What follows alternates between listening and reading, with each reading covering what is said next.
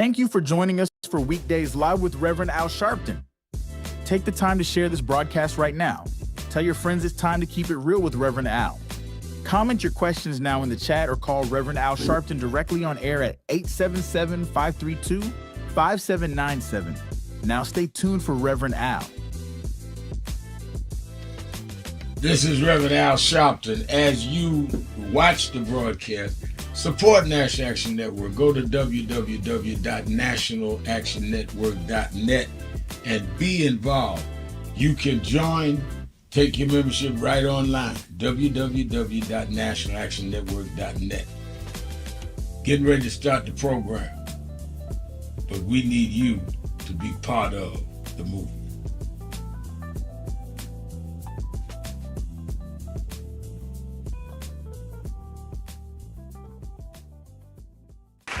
Reverend Sharpton, good to see you here tonight. By our count at WMUR, you've only been here once in 2003.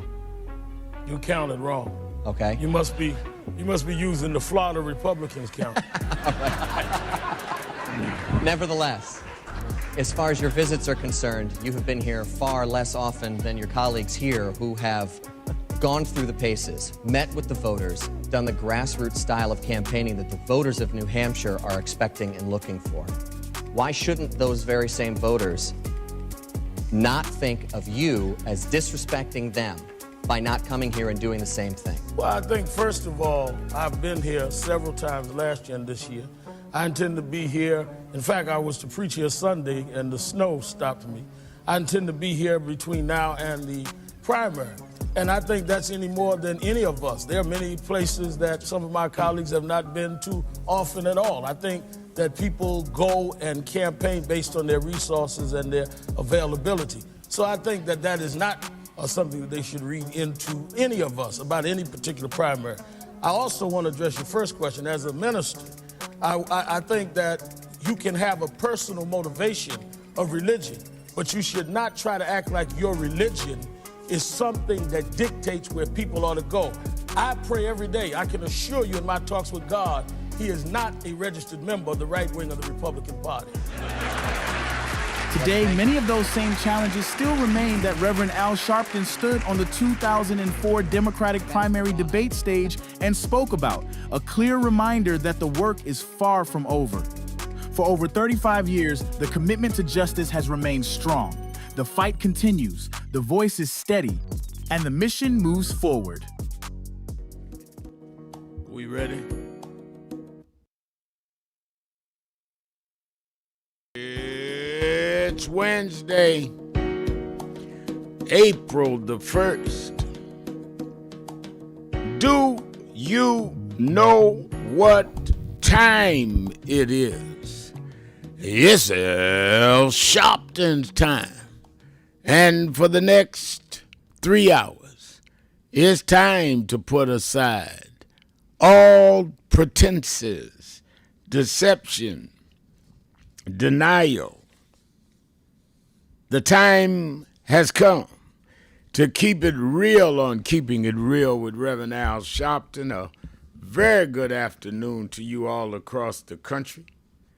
And good morning to our West Coast listeners. Welcome to those listening on Sirius XM, Channel 126, The Urban View, where talk empowers and becomes action. I'm coming to you live from our National Action Network corporate headquarters in New York. For the next 3 hours, you can join the conversation. All you have to do is call us at 1-877-532-5797,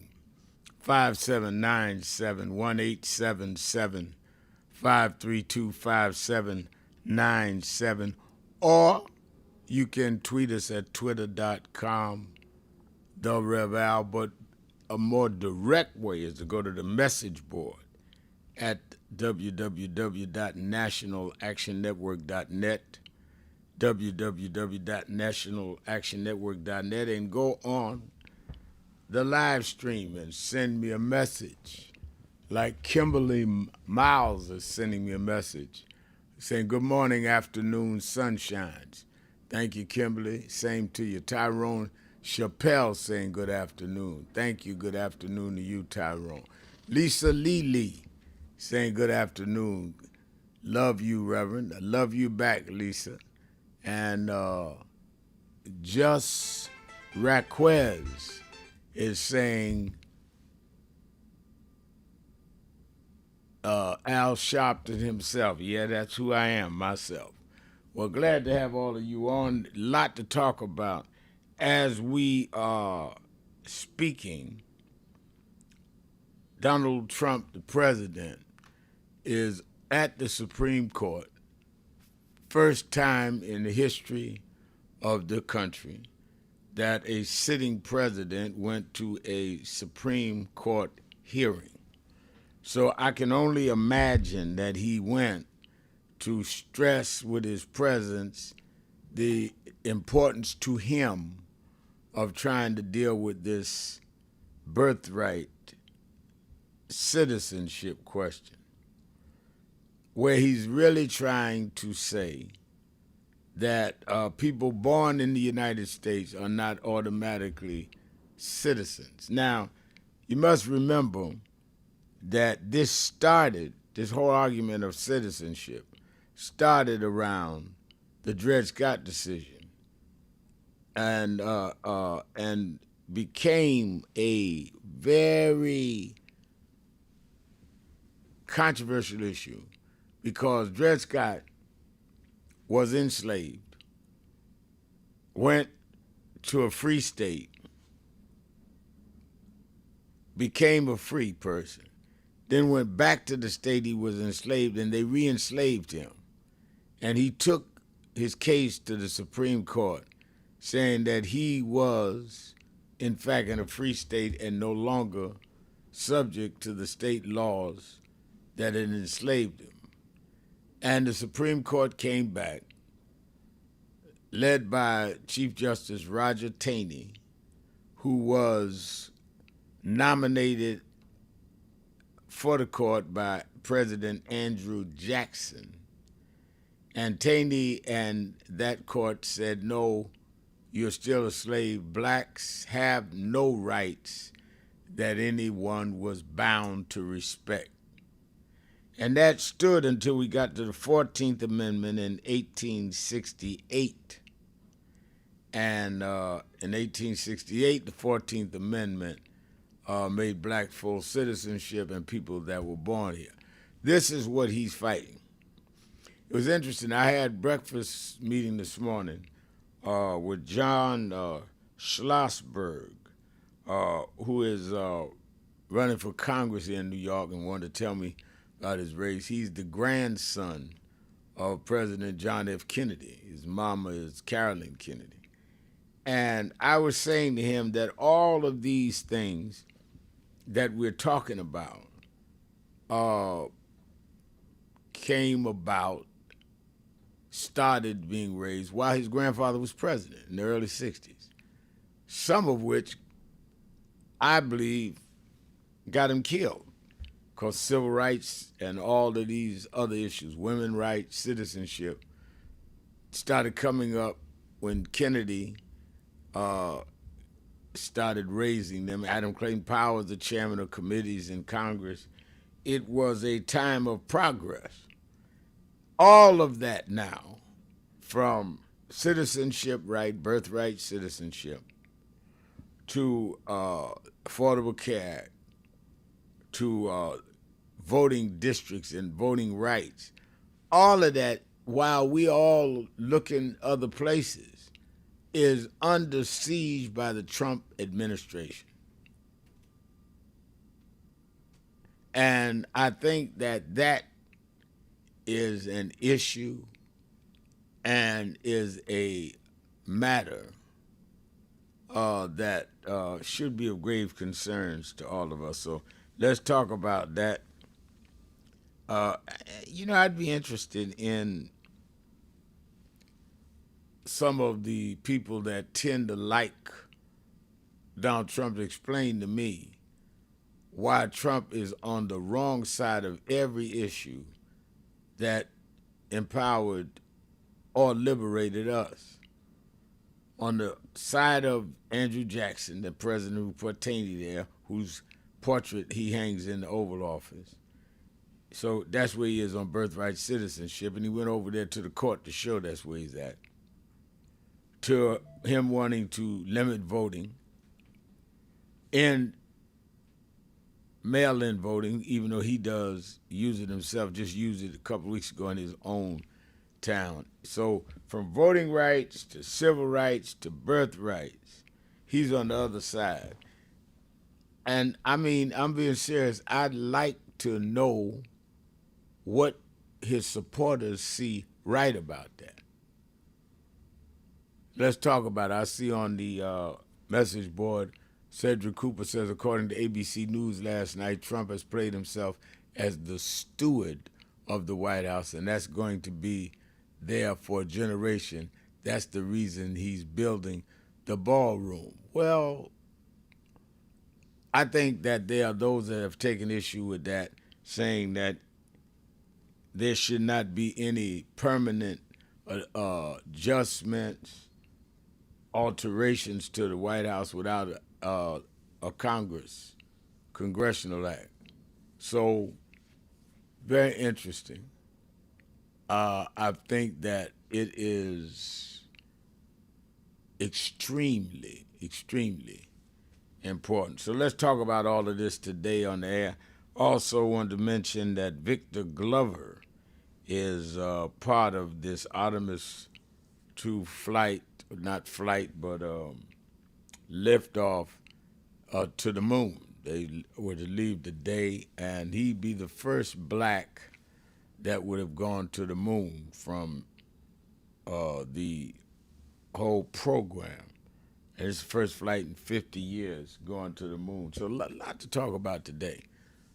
Also, I'm going to get an update on what has happened to a case that we fought in Tacoma, not Tacoma, in Tulsa, Oklahoma. And we're going to hear from them. A lot to talk about. I need you to weigh in. I want you to weigh in. I want you and encourage you to weigh in. And it is at 1-877-532-5797, 1-877-532-5797, or the message board. Akeem Smith is on the message board saying, Reverend Sharpton, according to listening to the arguments this morning before the Supreme Court, it appears to me, this is Akeem saying this, that Trump may lose this case. I think that even some conservatives on the court, and once or twice they have ruled against him, even some conservatives on the court might have a problem with this one going with Trump, because you're really, in many ways, limiting even their own situations. But it ain't over till it's over. The argument is today we probably won't get a decision until between now and June. And again, my concern is that this court could rule in the favor that I believe in, that birthright citizenship should stand as it did since 1868, but then come back on the other way and hit us on the voting rights situation that's in front.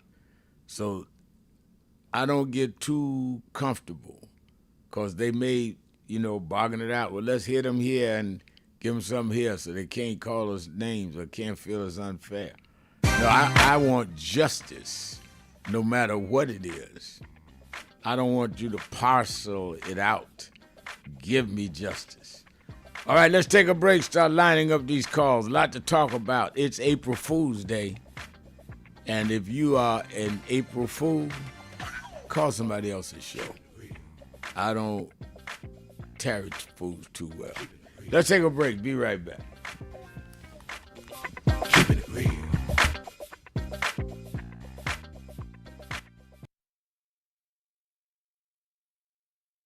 22 years ago, Reverend Al Sharpton stood on the 2004 Democratic primary debate stage, speaking truth to power and challenging the nation to do better.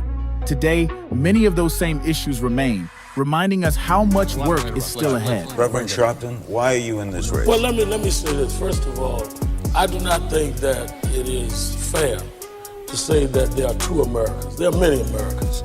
Our only problem in America is not just class. Many of us have problems that have succumbed to class barriers, but still have the race barriers, or the barriers of language if you're Latino, or the barriers of sexual discrimination if you are a woman or gay and lesbian. So I think it's very simplistic to just say that it's two Americas, one for the wealthy, one for the poor. Earl Graves supports my campaign. Very wealthy man, but still faces discrimination. Gays and lesbians, they may make a lot of money, they still face discrimination. Latinos that have problems because of language discrimination.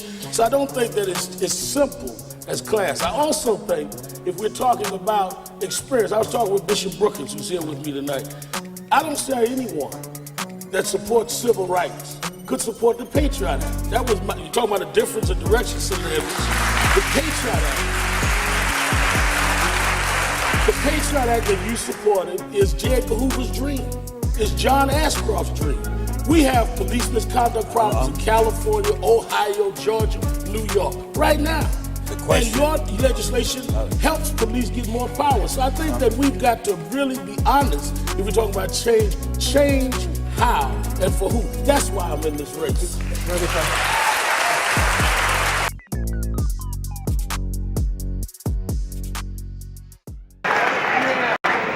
I remember I was 12 years old. I was a boy preacher in the Church of God in Christ. Bishop Sheard knew my bishop, Bishop Washington. Bishop Washington, my mother was concerned I was getting into politics. They brought us to Reverend William Jones. His daughter's traveling with us. And Reverend Jones introduced me to Jesse Jackson. I became his youth director in New York at 13. I liked Reverend Jackson because he was a little hipper than the older preachers. He was 27, I was 13 by the time I became youth director. So he was like a father figure to me. When I got about 40, he said, quit calling me father, call me big brother. We went to the car center, and James Meeks and Jesse Jr. and I had dinner with him that night. And that's where he said to us, Al, Meeks, Jesse Jr., y'all are my disciples. And we said, disciples? And for years we joked each other. I'd come in the room and Junior said, here's disciple number one. But discipleship meant you carried forth the vision. The next day, he took me on the ferry to Goree Island, Mrs. Jackson. On Goree Island, he showed me where the slave camps were. And I will never forget, he said, Al, you see what that artifact is? I said, what's that? He said, they call it the door of no return. When you go through that door, you either made it to America to slavery, or you died in the Atlantic. The door of no return. But I talked to him about 3 years ago, and I reminded him, I said, remember when you brought me to the door of no return? He said, yeah. I said, well, we did return. We returned the President of the United States, Barack Obama. We returned the Vice President, Kamala Harris. We returned with businessmen. They thought they sent us as slaves. We came back as global liberators. The problem is that too many of us did not join the movements that sponsored us. And there was a breakout in 2024 called Negro Amnesia, where you forgot where you came from and forgot how you got where you got. Therefore, they're trying to take back everything you had.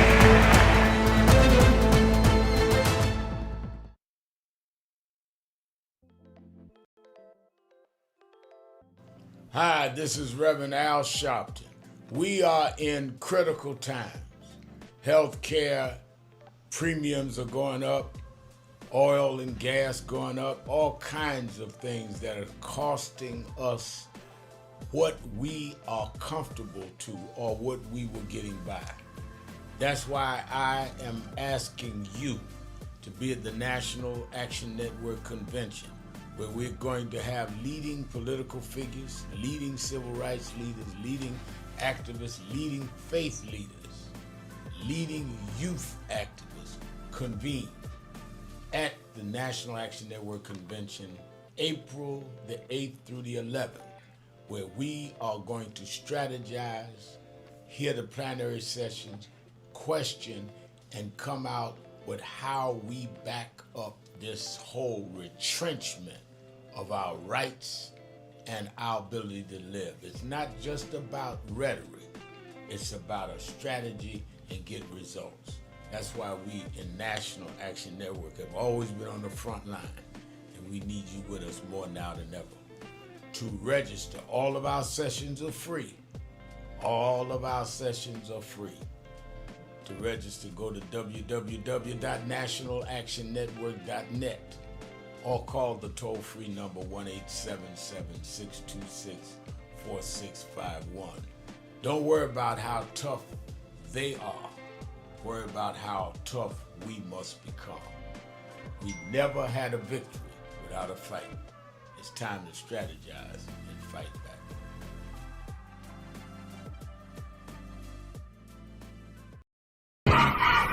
I want to talk to you. I want to talk to you. Just wait.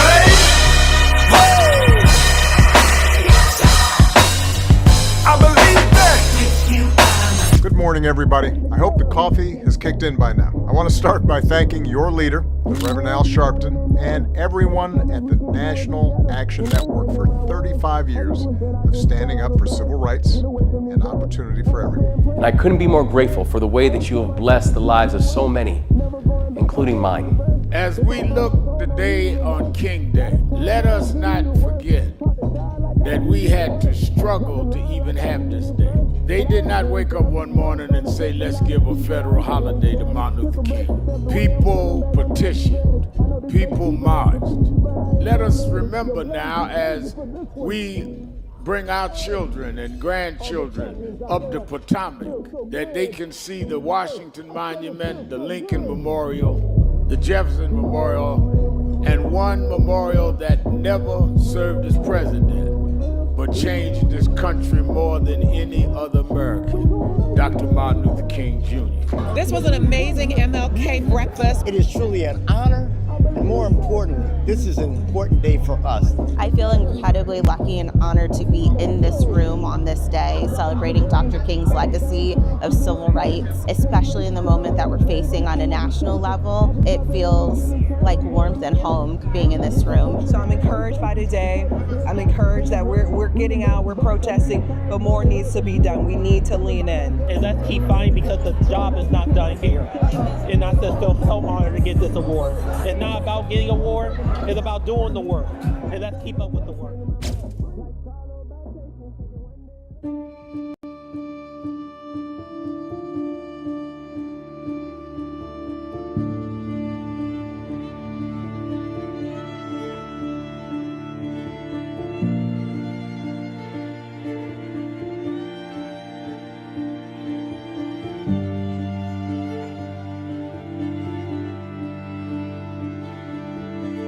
Robert Culp used to do a show with Bill Cosby, I Spy, and he did a documentary on breadbasket, Robert Culp. Oh, wow. You need to see that documentary. It's great. Absolutely. I lived this. I didn't read this. I was there. You're true to this. I'm true to this. Not new to this. He was, Jack O'Dell was one of the guys Reverend Al that Sharpton, and we're back. 1-877-7532-5797.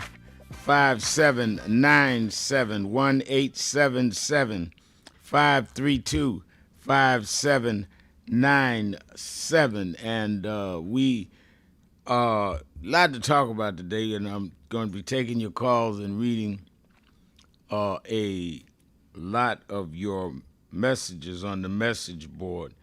But first, I want to get an update on a case many of you may remember, that in 2016, there was a police shooting in Tulsa, Oklahoma, of Terrence Crutcher, and he was killed by a policewoman on video. Led to many protests. Many of us rallied. I went out a couple of times and worked with this family. He had a courageous sister, Dr. Tiffany Crutcher, that helped lead the fight, and I think a brilliant lawyer in Demario Solomon Simmons, who was the family attorney, and his mother and father stood with it and really rallied around him. I have both Dr. Crutcher, Tiffany Crutcher, and attorney Solomon Simmons on the live line to give us some update on some recent developments in the case. So good afternoon, Dr. Crutcher. Good afternoon, attorney Solomon Simmons. Good afternoon, Reverend Al. Good to hear your voice. Good to hear. Good to hear your voice always. Good to hear yours. Tell Tiffany what has happened, what's transpired on this case lately. Yeah, you wouldn't believe it. This is the 10th year, Reverend Al.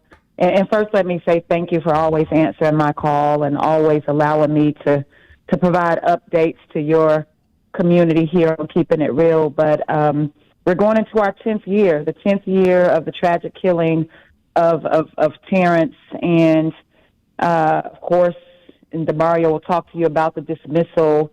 But every year we've rallied cried trying to figure out how to get justice. And I remember May of 2017 when this jury came out with the verdict of not guilty on charges of first-degree manslaughter.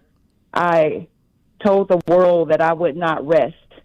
I would not rest until I transformed policing, not just in the city of Tulsa, but across this nation. And you've seen me go to Capitol Hill with the family of George Floyd and Eric Garner and Botham Jean. And so we've continued to fight. And last May 14th, my father, Attorney Demario Solomon Simmons, and our attorneys with Gibson and Dunn went to the 10th Circuit after a federal judge here dismissed our case, dismissed the city, dismissed Betty Shelby on the grounds of qualified immunity.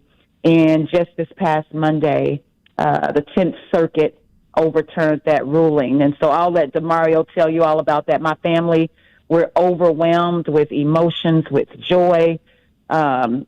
We didn't give up, and this is just a testament to the relentless advocacy that we've done for the last decade. All right. Go ahead. Explain. Break it down for us, Demario. Absolutely, Reverend Al. Well, as Tiffany stated, the district court had dismissed this case and had granted the officer Betty Jo Shelby qualified immunity. And so we took that to the 10th Circuit, and the 10th Circuit, in a powerful, powerful opinion, stated that she was not worthy of having qualified immunity. They walked through the law and said it is the law of this land, been unsettled since the 1980s, that you cannot shoot an unarmed individual who is not showing any possibility of violence or hurting an officer. You can't do it. The case is Tennessee versus Gardner. This is very, very, very rudimentary for the courts to say. And so the court said, we got to take this case and put it back down in the district court so we can move forward to a trial. So it's a victory for the Crutcher family, but it's also a victory for everyone that's fighting to get rid of qualified immunity. Now, I think that this is very important, very significant, because on many levels. One, it is testing the courts on qualified immunity, something that we've been fighting nationally and fought in Tulsa. And two, yes, that whole spirit of don't give up no matter what. And Tiffany and you too, Demario, have typified this 10 years to keep fighting for this police woman who shot him at point blank range. And they talking about she had qualified immunity. And if this court can continue, well, if what they ruled now brings it to trial, this could have ramifications for qualified immunity all over the country. Absolutely, Reverend. Now, for qualified immunity, so people understand, it is not in the Constitution.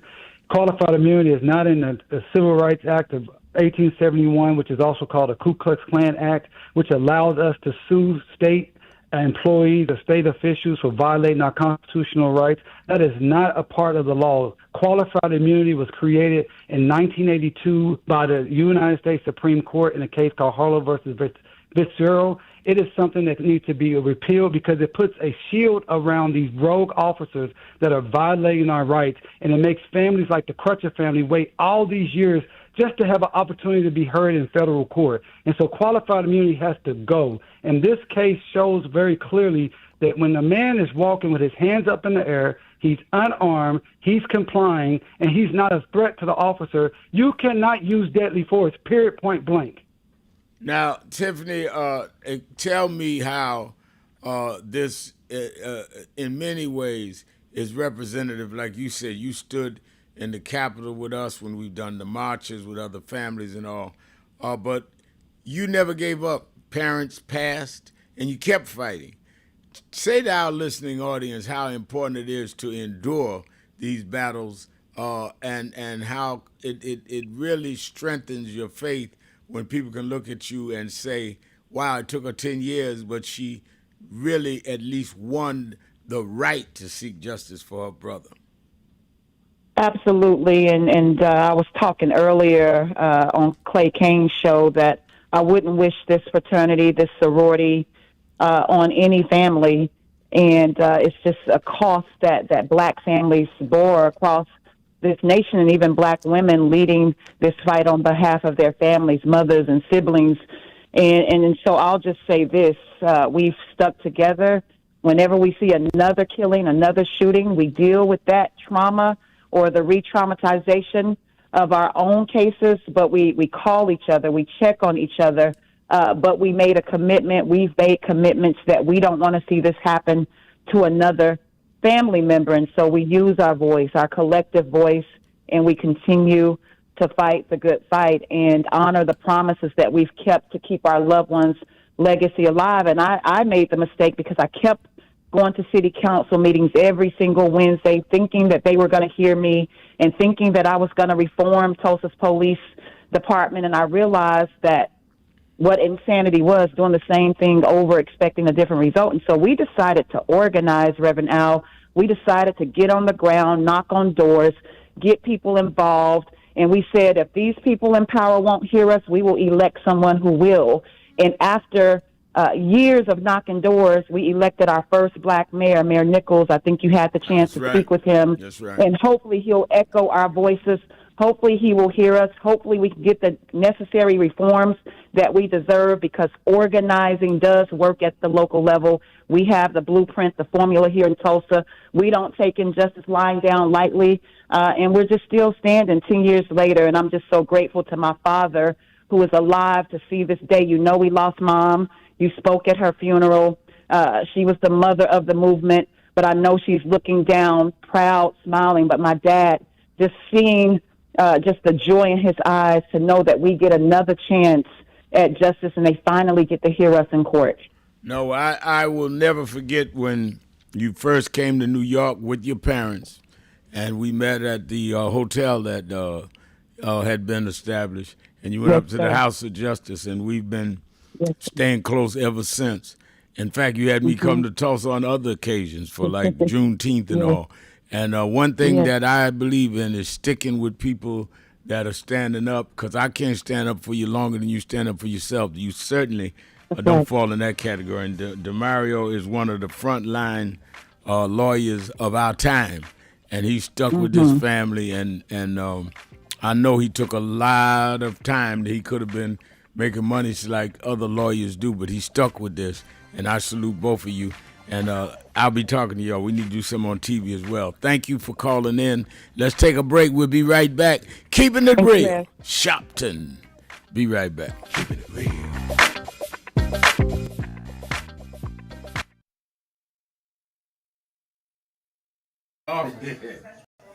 Rev, you know, you were right there from the beginning with the stuff that was going on in Brooklyn at that time, at Howard Beach. You were right there. He had in one of the early movies, he had my name. Then he put me in Malcolm, and I wasn't even old enough to know Malcolm. We've been through it all. For those who see Malcolm X, it's 3 hours. But fast forward to the scene yourself, Bobby Seale. Right. Bobby Seale, Denzel, and me. Yeah. Denzel was on the set. Now, let me ask a question. What was your weight on that scene? I probably about 270. I was bigger then. Yeah. Still had the hair back. Yeah, you had the head on. Yeah, it was Denzel, yourself, and Bobby Seale. Yeah, all in one scene. And also, there was no cut, so we went like this. That's right. That's right. That's right. Yeah. Only Spike could have done that. It's my brother right here. My baby. Brooklyn's in the house. Yes, sir. Brooklyn's in the house. BK. I thank God I was blessed to have both in my life. Both historic, strong figures. But if I misused them and listened to not only figures that are not as historic as them, but figures that had nothing to do with the calling and purpose of my life, I would live confused. I'd be double-minded. I'm clear. And what I want you to do is be clear. Clear on who you are and why you are. And a lot of that will be exposed to you and others by who you are around and who you allow to enter your head.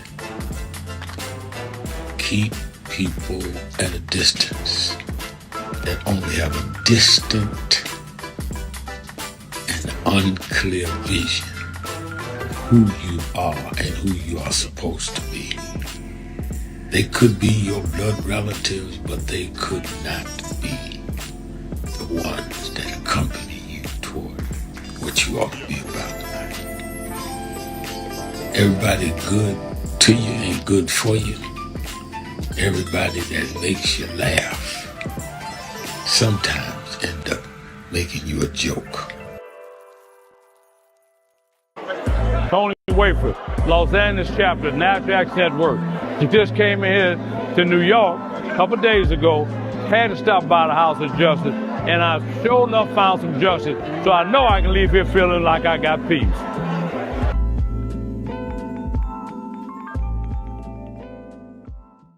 So who is Al Sharpton anyway? Who is this 33-year-old preacher without a church? A number of black New Yorkers as well.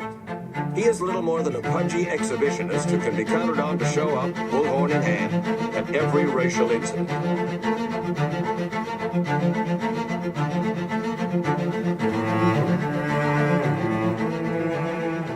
I often quote Mark Twain saying, the two most important moments in life is the moment you are born and the moment you find out why you were born. I had a very troubling conversation the other day that prompted me to do this little video. Young man that I've known a while came to me and he was crushed. I mean, really crushed, because people were criticizing his work. He's in the ministry, but he's also an actor. And he said he couldn't understand why people were jumping all over, criticizing him, trying to find scandalous and derogatory things about him.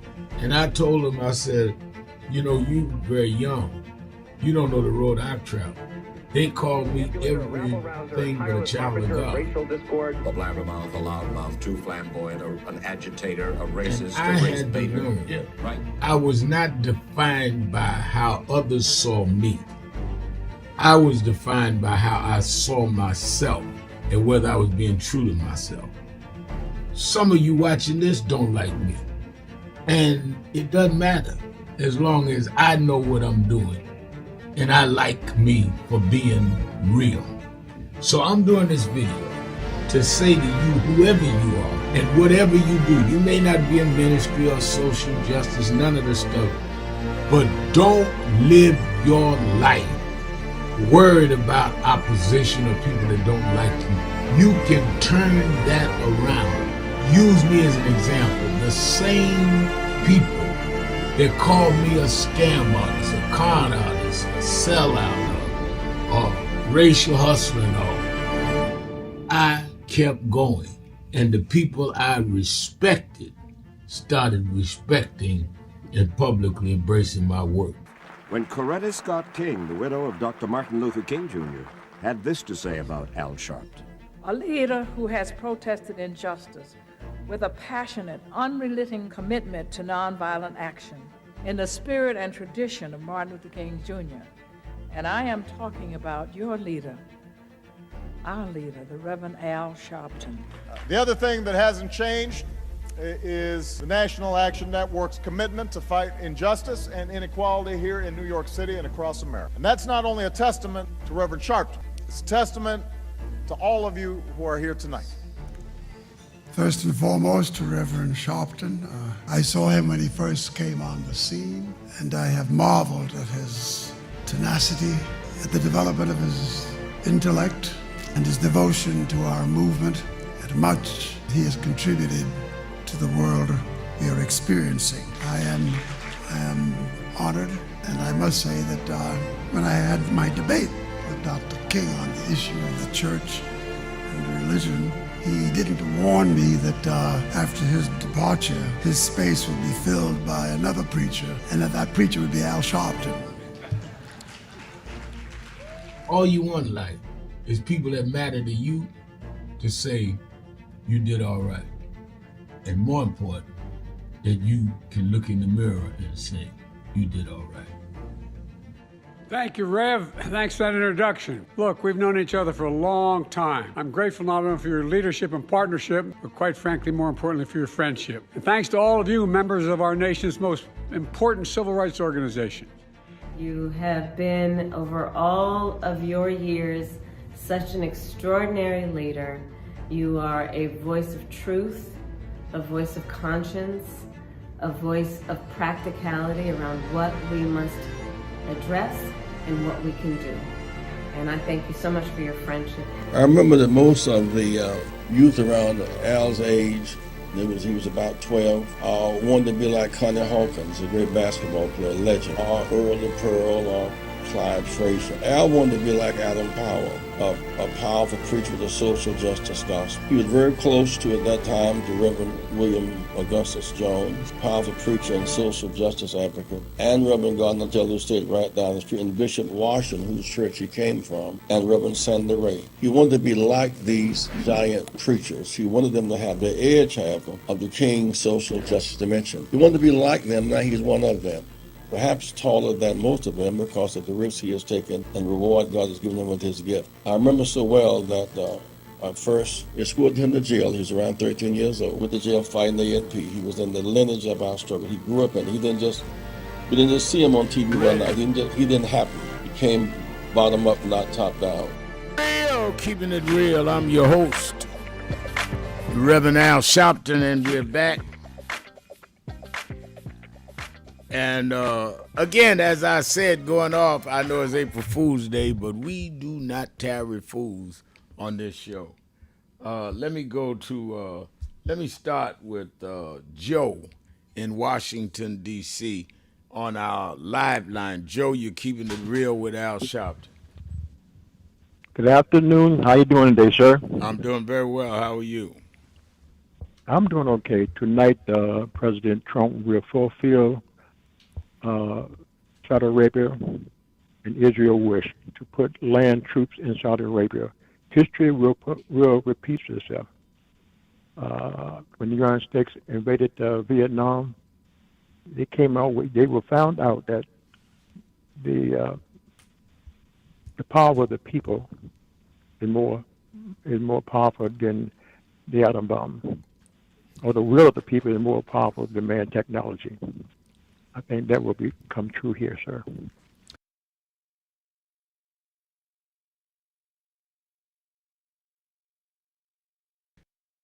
He announced he's addressing the nation at 9 time tonight.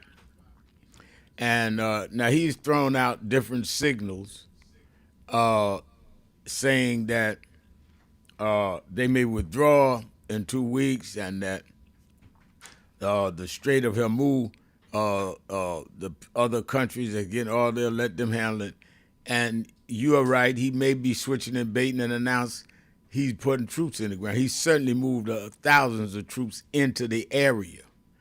And so he is the master of distraction and wants to play tough. So I would not be surprised if you're not right, Joe, that his speech tonight is announcing that they are going to activate those troops and not withdraw. And Netanyahu and them, I think, has persuaded him to follow their agenda. And I think that is exactly possible. Let's put it that way. But you're right. Thank you for your call. Let me go to Brother Jacob in Philadelphia, Pennsylvania, WURD, Brother Jacob. Peace be unto you, Reverend Al Sharpton, and your worldwide listening audience. Reverend Sharpton, I see that we have so much intelligence in the world. At the same time, we have so much ignorance, right? Now, we got these space people, and I give them credit, because I wouldn't be one to go further away from the earth than man's ever been, and they got the heart to do it, so I pray that they come back to the earth safely, you know. Right. But you have to do that, you got to be intelligent, Reverend Al, and we're intelligent enough to do things like that, but we don't have the intelligence to live in peace on this space we call earth, right? That all of the religions tell us to do, right? So that's what, but it was a thing quickly, because I mean, this is sacred airtime. I consider it to be, you know.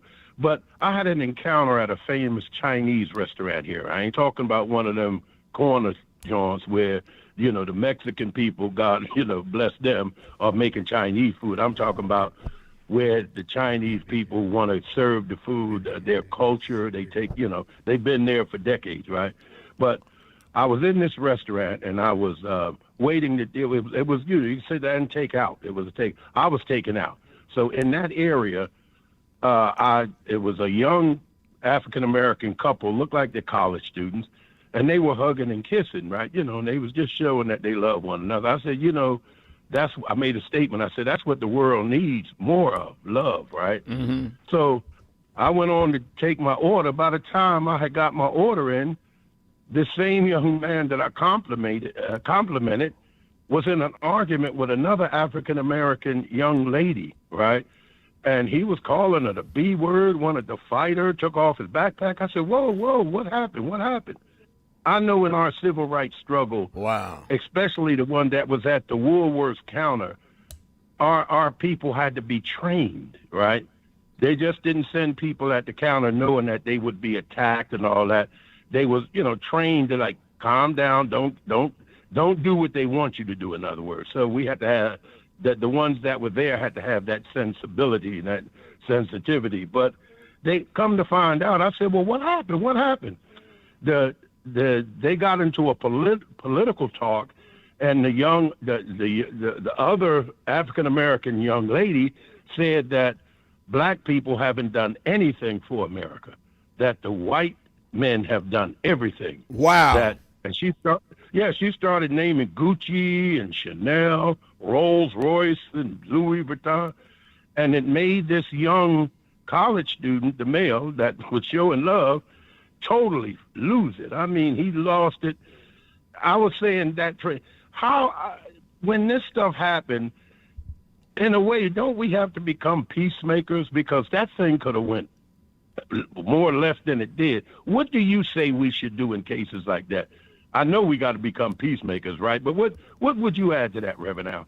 I think that we should be peacemakers, but also we ought to straighten out misinformation. And I would use that as a teaching moment to say to the young lady that is certainly not true. First of all, this country was built on the blacks of labor. What made this country powerful? They getting ready to celebrate the 250th anniversary of the United States, and I'm going to address that at our convention because I think we need to be doing something that day to show we were not part of that. But that's another subject. And the fact is that what made this country independent economically to face up to King George was that they were industrial becoming industrial self-sufficient with cotton and tobacco. Well, how did that happen? Because they had a free labor, slaves. So not only did we do something for the country, we did it and never got paid. And all the inventions we did, and all the fighting we did, that if she's a young lady, the women's rights movement came out of our movement. So I think that a lot of it is ignorance. A lot of it is they've not been told the truth. And I think that as firmly but calmly as we can lay the truth out, we should. And that is why, Jacob, they're trying to take black history out of the schools so they can raise a whole nother generation, 2 or 3 or 4 generations, to feel that black folks didn't do nothing, that white folks did everything. Yeah. You know, Reverend Al, and I did some of that to the young lady. I said, I mentioned the ladies of hidden figures, right? And all of the things that we did, the stoplight, air conditioning, refrigeration, right? But the thing is, I knew I had to protect her right to say it, because we can't have it both ways, right, Rev? Right. I was trying to tell the other college young boy, she has a right to say that, whether we hate it, don't like it or not. She has a right to say it, and we gotta, it ended good, but it just brought up in my mind, wow. No, I think that not only does she have a right to say it, when I encounter things like that, I'm glad they say it, because I think of the 10 or 12 people that won't say it and they feel the same way. So thank you for your call. And I believe Happiness Donuts, I'll deal with that when I come back. Happiness Donuts talking about Tiger Woods looking as old as lettuce in the back of the refrigerator. I hope she never think I look like that. Jesus, you kind of rough today. Let's take a break. Be right back.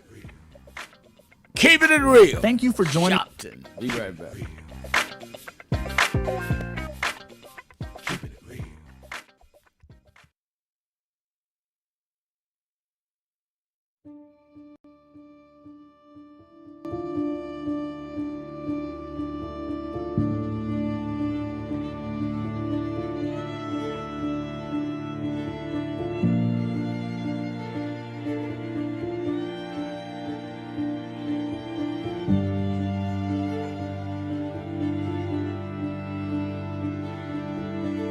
Robert Culp used to do a show with Bill Cosby, I Spy, and he did a documentary on breadbasket, Robert Culp. Oh, wow. You need to see that documentary. It's great. Absolutely. I lived this. I didn't read this. I was there. You true to this? I'm true to this. Not new to this. I ain't new to this. Vote to phone Troy. He was, Jack O'Dell was one of the guys that Kennedy warned Dr. King about. Say he was a communist. Jack O'Dell and Stanley Leverson. And Reverend brought him in. Nobody else in the movement would deal with Jack. Reverend brought him in. Oh, yeah. Sure. Just us. Just us. But there's stories behind all of it. It didn't just happen. But I am somebody. I may be on welfare, but I am somebody. I may be in jail, but I am somebody. I may be uneducated, but I am somebody. I am black, beautiful.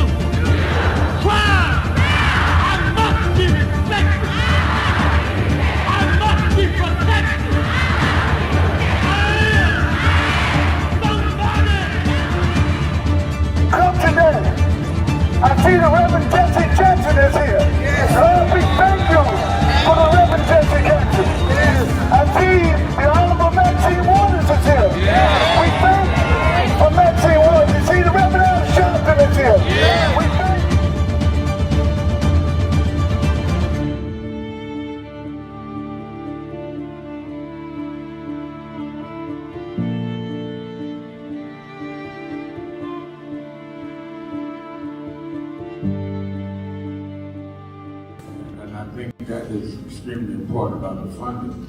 But I also want to add how they are changing what can be taught. You have states outright saying you can't teach Black history and you can't teach certain other histories and the curriculum. You have this administration that is literally taking out exhibits from the Smithsonian. So we have not only an education problem in terms of resources, we have an education problem in terms of curriculum and what people are being taught. So I have one grandchild, 6-year-old. When he gets to high school, it may be just against the law for him to learn about certain parts of American history, which includes Black. We want to talk about slavery. We want to talk about the good side of America. Well, what does that mean? That's not history. Everything was not good. And I think that that is the threat that we've got to fight, which is why we've got to fight in the courts and the streets, because they are literally changing the textbooks as we go. As they do that, they change the opportunities, because then the fight against affirmative action is not having access to these institutions and telling these institutions, this whole fight around DEI, which they started at Harvard with a Black woman president. Started with them saying you can't teach diversity in an Ivy League school like Harvard. It didn't start in Little Rock at the high school. This fight, this time, was Harvard. And they went from there on. And I think that we've got to have the same resistance. If they could fight in the 50s, the ACP people would put forward together and deal with the question from Little Rock in terms of desegregation.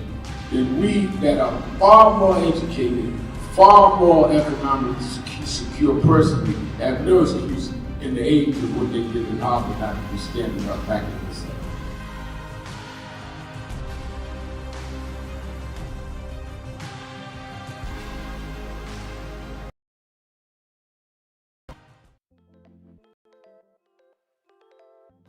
Hi, this is Reverend Al Sharpton. We are in critical times. Healthcare premiums are going up, oil and gas going up, all kinds of things that are costing us what we are comfortable to or what we were getting by.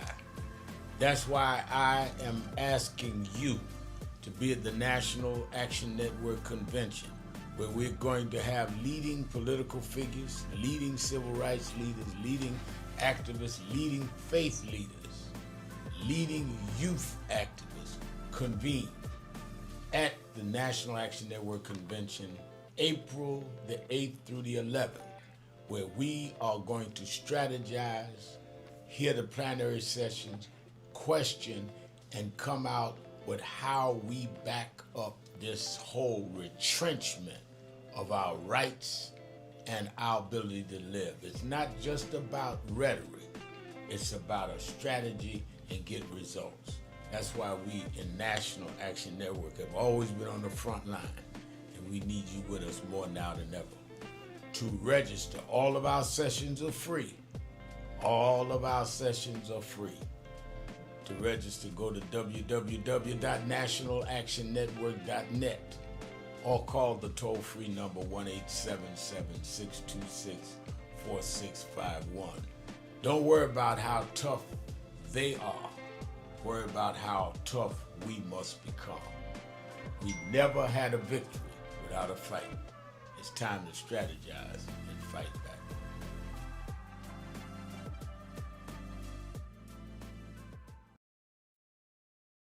Do you know what time it is? It's Al Sharpton time. It's time to put aside all pretenses, deception, denial, or fronting. The time has come to keep it real on Keeping It Real with Reverend Al Sharpton. You need to keep it real with Reverend Al Sharpton right here on Uber TV. Reverend Al Sharpton, and we're back. 1-877-532-5797. 1-877-532-5797. Let's go back to the phone. Attorney Jennifer Jones-Austin is... You know, every day, Monday through Friday, I do 3 hours a day on Keeping It Real with Reverend Al Sharpton. I do 1 hour on Sunday morning with Reverend Al Sharpton. And I'm live on radio and TV with the Saturday Action Rally. 7 days a week, I talk to our people, hear from them, the call-in. I'm sick and tired of people talking for people that they don't talk to. So go on www.nationalactionnetwork.net. Listen to my show, call in, express your opinion. You don't have to agree with me. But let's start talking to each other rather than about each other and lecturing at each other. Let's keep it real with Sharpton. Happy 20th anniversary to Reverend Al Sharpton on 20 years of keeping it real. 2 decades of truth-telling, fearless advocacy, and keeping the people informed and empowered. Thank you for always speaking power to justice and standing firm for what's right. Here's to 20 years of impact and many more to come.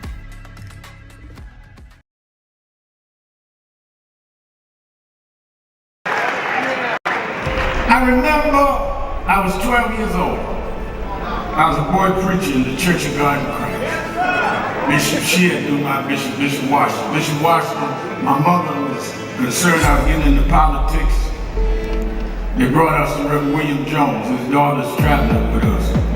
And Reverend Jones introduced me to Jesse Jackson. I became his youth director in New York at 13. I liked Reverend Jackson because he was a little hipper than the older preachers. He was 27, I was 13 by the time I became youth director. So he was like a father figure to me. When I got about 40, he said, quit calling me father, call me big brother. We went to the car center, and James Meeks and Jesse Jr. and I had dinner with him that night. And that's where he said to us, Al, Meeks, Jesse Jr., y'all are my disciples. And we said, disciples? And for years we joked each other. I'd come in the room and Junior said, here's disciple number 1. But discipleship meant you carried forth the vision. The next day, he took me on the ferry to Goree Island, Mrs. Jackson. On Goree Island, he showed me where the slave camps were. And I will never forget, he said, Al, you see what that artifact is? I said, what's that? He said, they call it the door of no return. When you go through that door, you either made it to America to slavery, or you died in the Atlantic. Reverend Al Sharpton, and we're back. 1-877-532-5797. 1-877-532-5797. Twitter.com, The Rev Al, or the most expedited way is to go to the message board at www.nationalactionnetwork.net. Like Vivian Denise is doing, saying, good afternoon, Reverend Al, from Dothan, Alabama. My mother's from Dothan, buried in Dothan. Have a sister and a brother in Dothan. So I'm glad Dothan is online. Deborah Henry saying, still listening from Cleveland, Ohio. God bless you, sir. Well, God bless you back, Sister Henry. Thank you for being there. Let me say by way of announcements, don't forget to watch Politics Nation with Al Sharpton this weekend. I'm pleasantly surprised that as I've started reaching out today to certain members of the Senate and the Congress that are in the vital argument around this birthright citizenship, around the health care still expired, around what's going on with emergency with TSA, that many of them responded, and despite the fact it's Easter weekend, they'll be on the show. And I'll be there live both nights. Don't miss it. I know a lot of people do whatever they do around Easter, but have your family watch it, you watch it, and support it. because you need the information. Because I'll be live Good Friday. I think holidays is a time to take what you're about on rather than take it off. And a lot of people that have to work every day won't be working Friday, so I'll be on, so they can hear the show. And I'll be on the shows, TV show, both on Friday and Saturday. I'm sorry, both on Saturday and Sunday. So make sure you tune in to Politics Nation with Al Sharpton live at 5 p.m. I'm going to have some good guests. As I say, I'm pleasantly surprised. Then you that in the New York area, we're going to have our Saturday Action Rally at our temporary location at Mother AME Zion Church in Harlem, 137th Street between Lenox and 7th, 9 a.m. to 11 a.m. I'll be there this Saturday. I'm going to talk about what Good Friday and Easter really means to us. And, people talk about signs and wonders. What does it mean? And how do we translate it to us? I want y'all to be a part of it. And then, of course, our convention starts. Many of you, we're just at the limit, have signed up already for the National Action Network National Convention 2026, April 8th through the 11th. And I'm looking for all of you around the country to be a part of it. You can go to our site or any of our social media, my Instagram page and all, and see all of those that are coming. Everyone from former Vice President Kamala Harris to about 5 governors to you name them. They will be there. We entertainers, scholars, the Dr. Michael Eric Dyson, Doris Goodwin Kearns, Pulitzer-winning author, historian, is going to be there with us. It's going to be a historic convention, 35 years of National Action Network. All right, let me go to Washington, D.C. to Ira. Ira, you're keeping it real with Al Sharpton. Hey, good evening, Brother Sharpton. Thanks for taking my call. I just want to keep it brief and quick. I just ran across some information. It's on 3/13/26. It's from the state of Arkansas. I didn't know this, but it says something about Charlie Kirk. She was at a press conference with Governor Sarah Huckabee Sanders, and that Sarah Huckabee Sanders endorses the Turning Point in every high school and college in the state of Arkansas. And what they're doing, they're pushing the only one type of ideology in schools, which is white supremacy. And they did this. They cut out DEI and critical race theory. And Erica Kirk was in there telling her little thing at the press conference, telling these white young men that they shouldn't take this and that and another. In other words, they're trying to flip the script as if they were black, in a sense. That's what they look like to me. And I think that's really just unnecessary. But this is what they've been pushing all throughout those southern states. And that TPSU SA programs, they're trying to get it to all those southern schools. And it's just unfortunate. And I just thought to bring it to their attention. I just caught the article just today. It was out on the 13th of last month. And I was just wondering, what do you think about that craziness? I've not seen the article, but it sounds crazy to me. I would want to look at the article before I make a comment, though. I've not seen the article, and I'm not familiar with the particular legislation you're raising. So let me look into it, and I will express my views. Thank you for your call.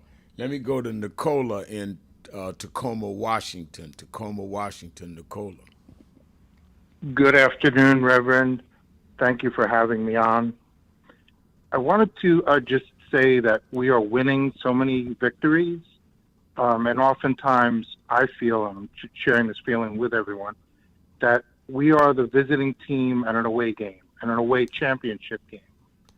When we're hitting home runs and grand slams and all the rest, we don't hear the cheering. We hear silence. And that's oftentimes because they have so much going on their side, in terms of the media, in terms of a dictator who won't shut up. So I feel like we've had some major victories. Today, the birthright citizenship arguments seem to go very well.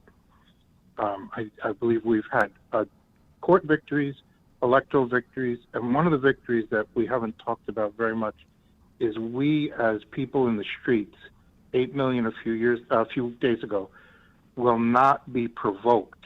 Right. And we have been, because he wants that. He wants a provocation to use it as an excuse to send in more troops, suspend whatever he chooses to try to suspend.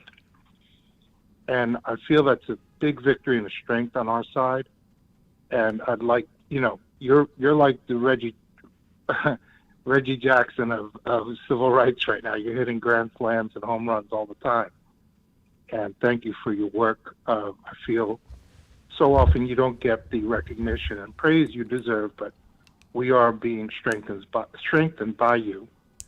I appreciate that. No, I think you're right.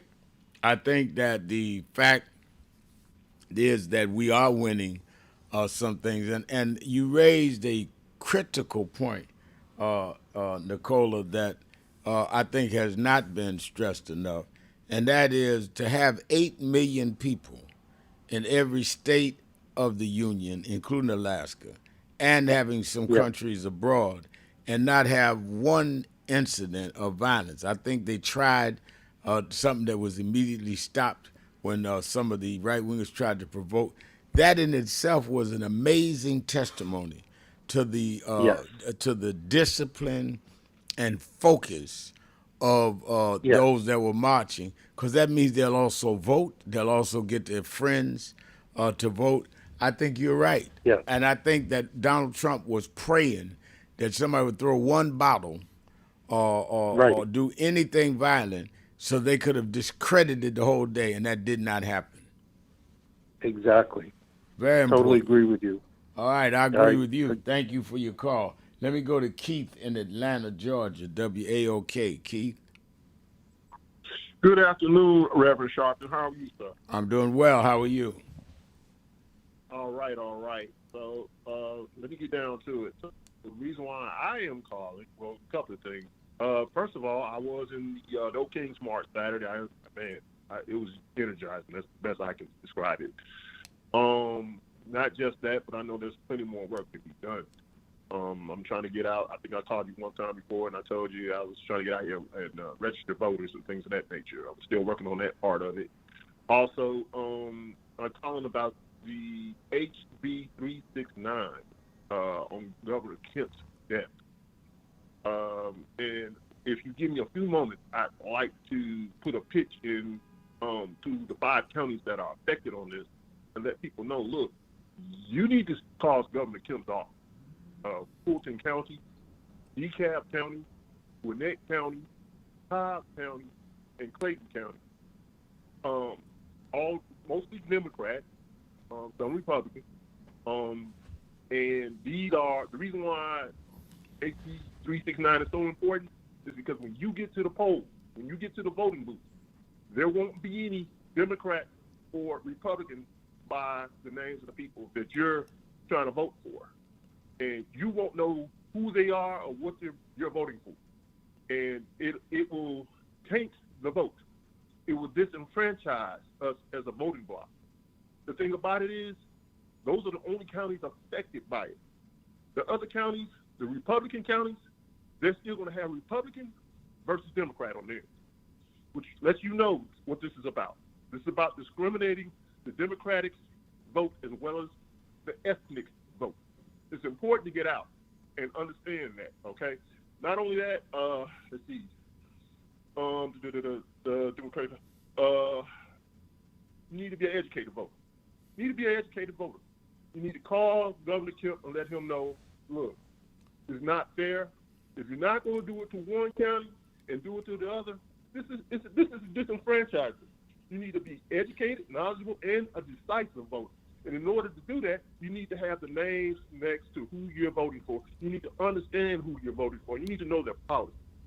You need to know who they are and what they're about, and not just walking in pressing a button. Okay? And I'd like to appeal to Governor Kemp, and then I'm gonna let you go.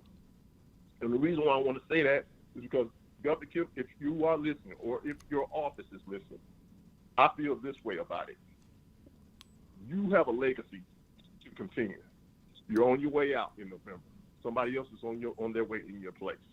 My whole thing is, Governor Kemp, if you should leave and you discriminate against a voting bloc, that's going to taint your legacy. That's right. Don't do this president and his dominion want you to do. You are for the state of Georgia. You are for the whole state of Georgia, not just one voting bloc or not just one party.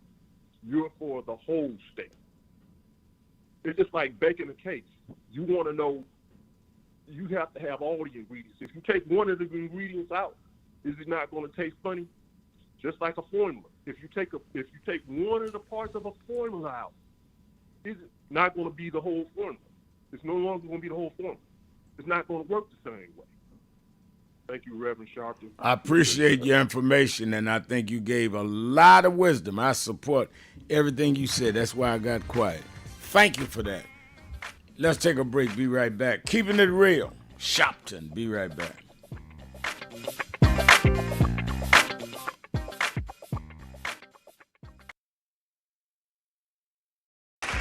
Reverend Sharpton, good to see you here tonight. By our count at WMUR, you've only been here once in 2003. You counted wrong. Okay. You must be using the Florida Republicans count. Nevertheless, as far as your visits are concerned, you have been here far less often than your colleagues here who have gone through the paces, met with the voters, done the grassroots style of campaigning that the voters of New Hampshire are expecting and looking for. Why shouldn't those very same voters not think of you as disrespecting them by not coming here and doing the same thing? Well, I think, first of all, I've been here several times last year and this year. I intend to be here. In fact, I was to preach here Sunday, and the snow stopped me. I intend to be here between now and the primary.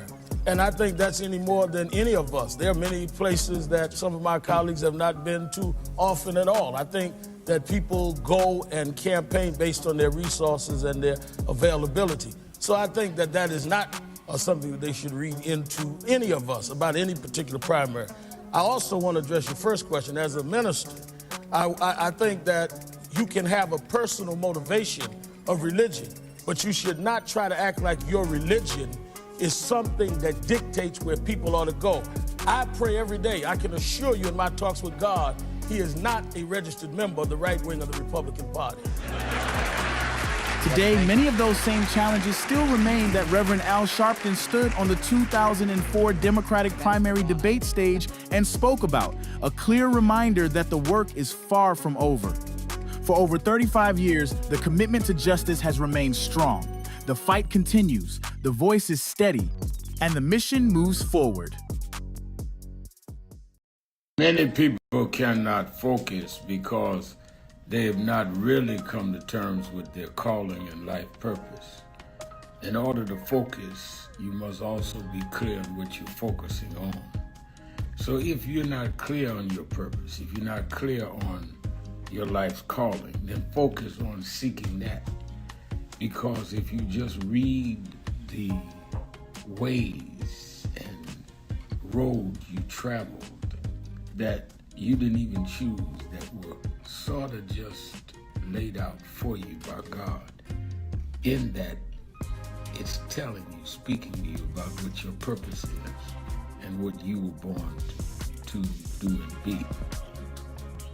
I learned the things that I didn't plan had to be planned by God, and God's plan was directed toward God's purpose in my life. And I focus on that. Not focus on what others do, not focus on how well they're doing or bad they're doing, but focus on whether I'm in line and aligned with what I'm supposed to be about. And in order to move straight ahead, you have to be focused on the path you're running on. Some of you forget where you come from and forget how you got there and act like you got there because you were qualified. or that you had a good resume. But some of us had to pay a price for your resume to even be read. Some of us had to take nights in jails and licks upside the head or shut out of boardrooms like Byron so you could walk down red carpets and act like you got there by yourself. So I received this award with a special place in my heart and on my shelf because I'm getting it from a freedom fighter who never forgot where he came from and how he got there.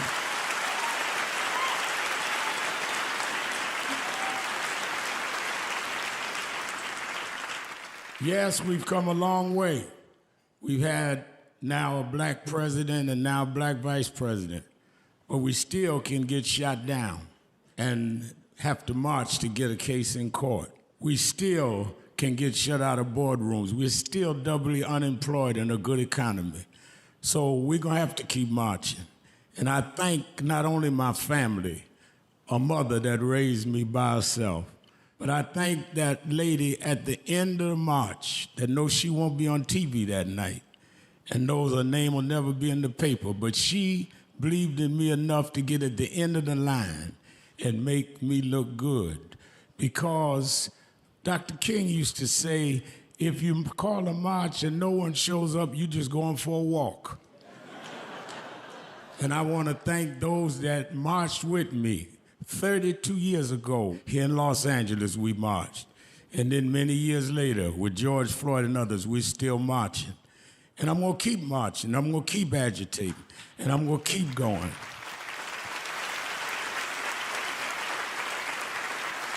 Until we don't have to do it anymore.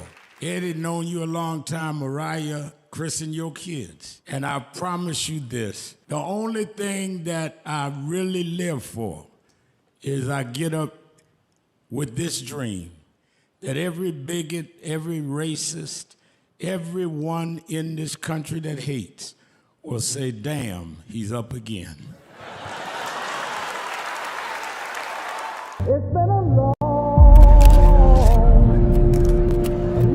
time coming, but I'm 1968, Dr. Martin King was killed in Memphis, Tennessee. And it has been the commitment of National Action Network to always, in the month he was killed, to let them know they killed the dreamer. I have a dream today. When they came to the dream.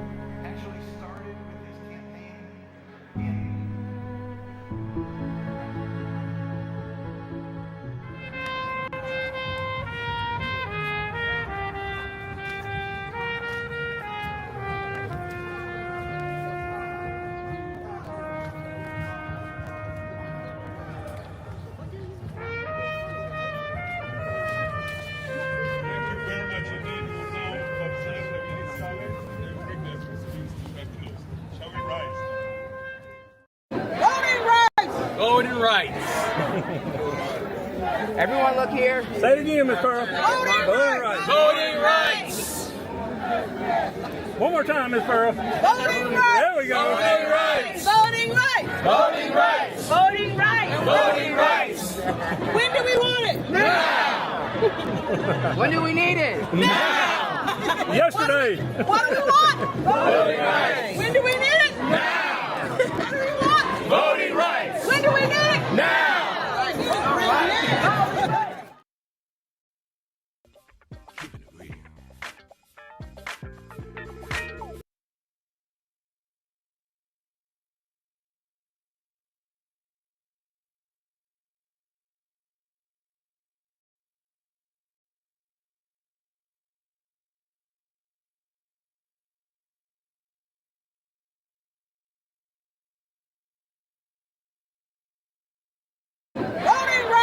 Voting rights.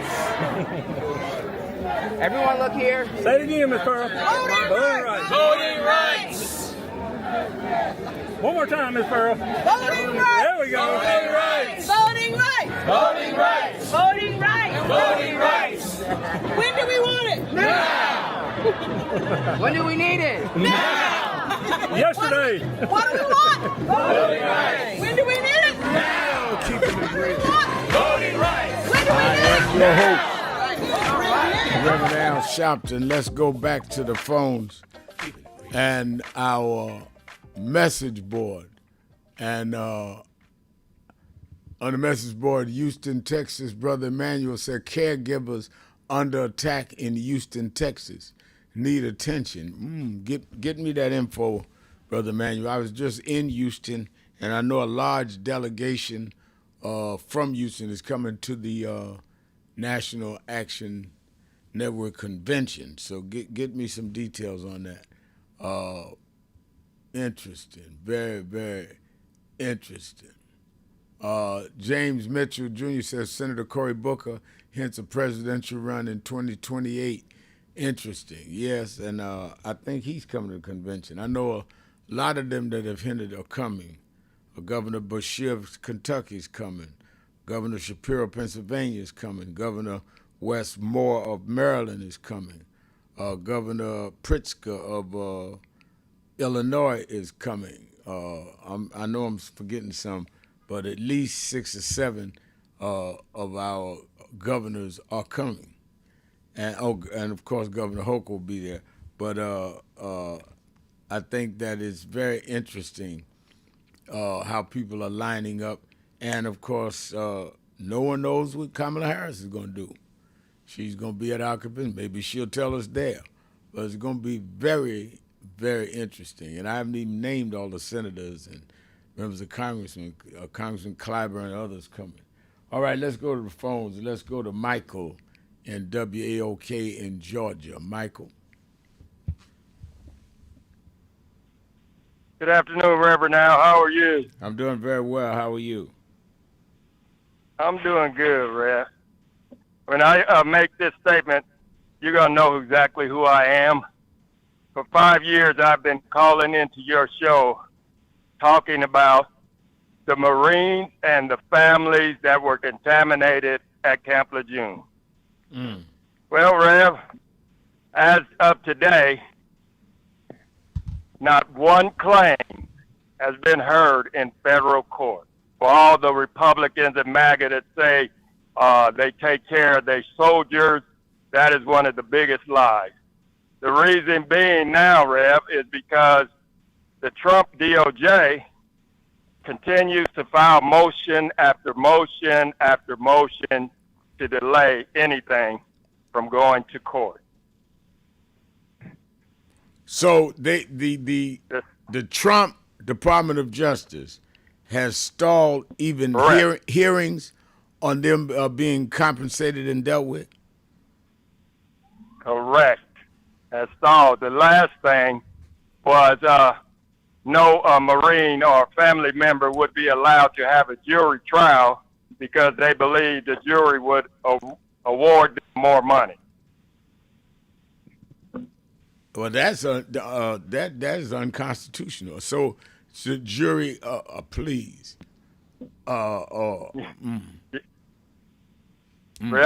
you can't make this up, man. Every year we think that we're getting ready to go to trial, and DOJ will file some kind of motion to delay. The next thing is a question, Rev. Go ahead. Go ahead. The next is a question. Rev, in November, if the Democrats win and take back the House and the Senate, and Mr. Johnson and Felon 47 decide that they're not going to concede or turn over to the Democrats the gavel, what happens?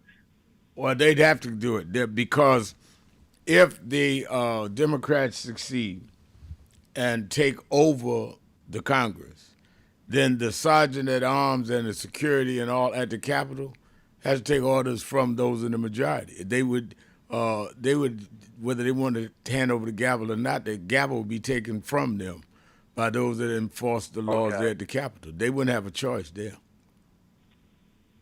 Okay. And the last thing, this Supreme Court stuff, Trump showing up, that was nothing to me but intimidation thing, trying to intimidate those judges that he put on the court. No, I think you're right. I think it was an act of intimidation, and I also think it's theater. You know, Donald Trump is a performer, and he's trying to do theater, and that I'm pushing this as hard as I can. I'm going to be the first president to go to the court proceedings. And it could backfire. It could make the court people say, even some of his right-wingers, and I'm being hopeful thinking here, but even some of them say, well, wait a minute, you trying to force our hand and make us look like puppets? I'd be offended by it if I was them, saying you nominated me and now you're trying to set a tone against me, but I don't know how they think. I don't know how a right-winger thinks. I certainly don't know how Clarence Thomas thinks. But I think that it could backfire. We'll see. What did Malcolm X say? Time will tell. All right, thank you for your call, Michael. Let me go to, let me take my break. I'll be right back. Keeping it real. Sharpton. Be right back.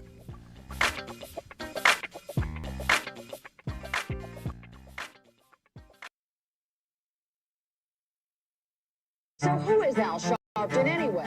Who is this 33-year-old preacher without a church? A number of black New Yorkers as well. He is little more than a pudgy exhibitionist who can be counted on to show up, bullhorn in hand, at every racial incident.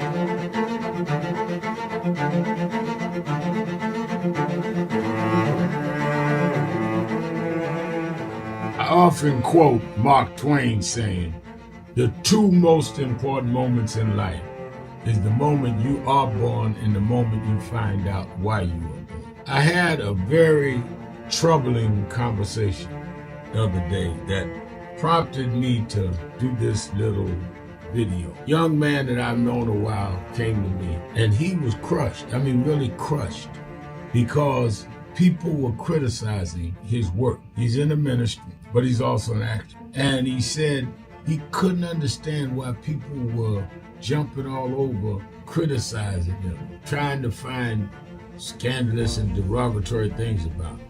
And I told him, I said, you know, you very young. You don't know the road I've traveled. They call me everything but a child of God. Racial discord, a blabbermouth, a loudmouth, too flamboyant, an agitator, a racist, and I had to learn. Yeah, right. I was not defined by how others saw me.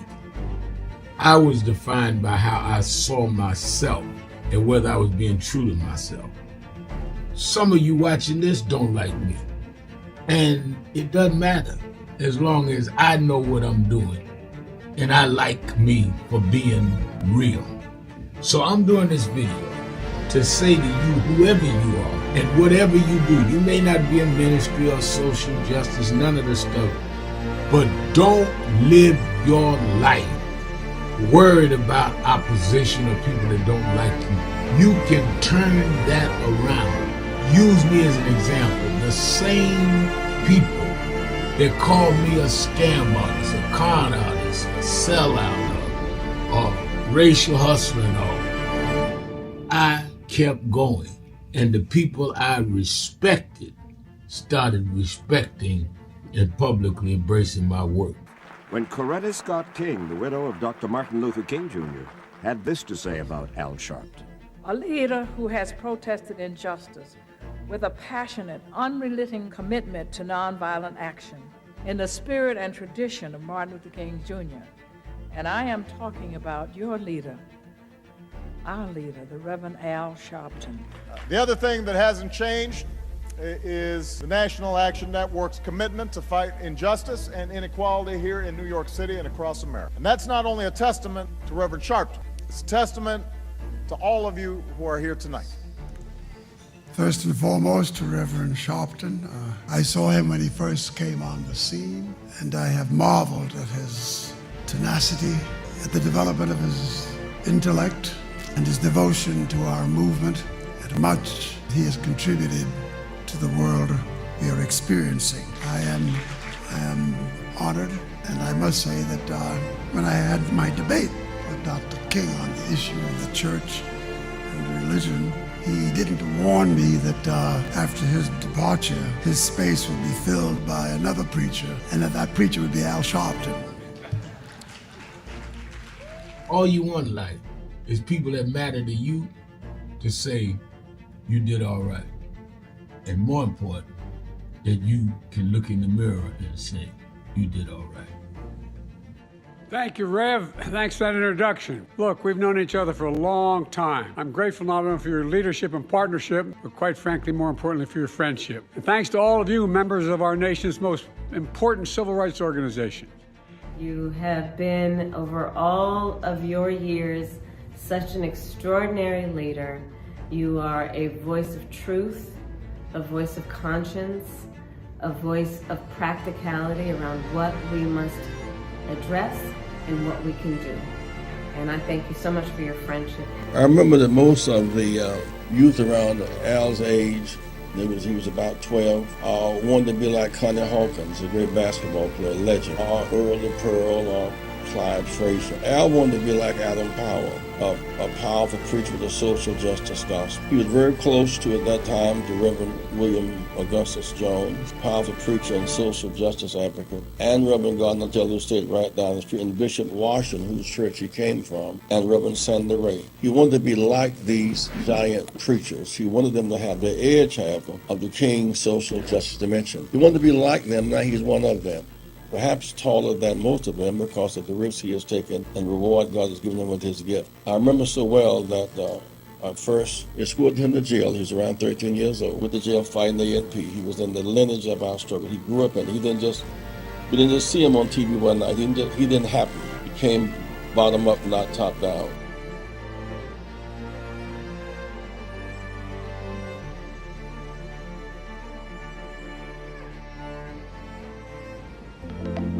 National Action Network. Power in action. 35 years of justice, impact, and purpose. Wow. This is the Saturday after I had done 90 days in federal jail for leading a protest in Vieques, Puerto Rico. And I had went down to join Latino activists that were against the Navy bombings that was exercising Navy bombings that was causing asthma and health effects among the children there. And I was on my way to Saturday rally one Saturday, and I said, if they're going down there protesting that, and they were protesters, they would go out in the Navy base in the field and lay down, and they'd arrest them for being on federal property.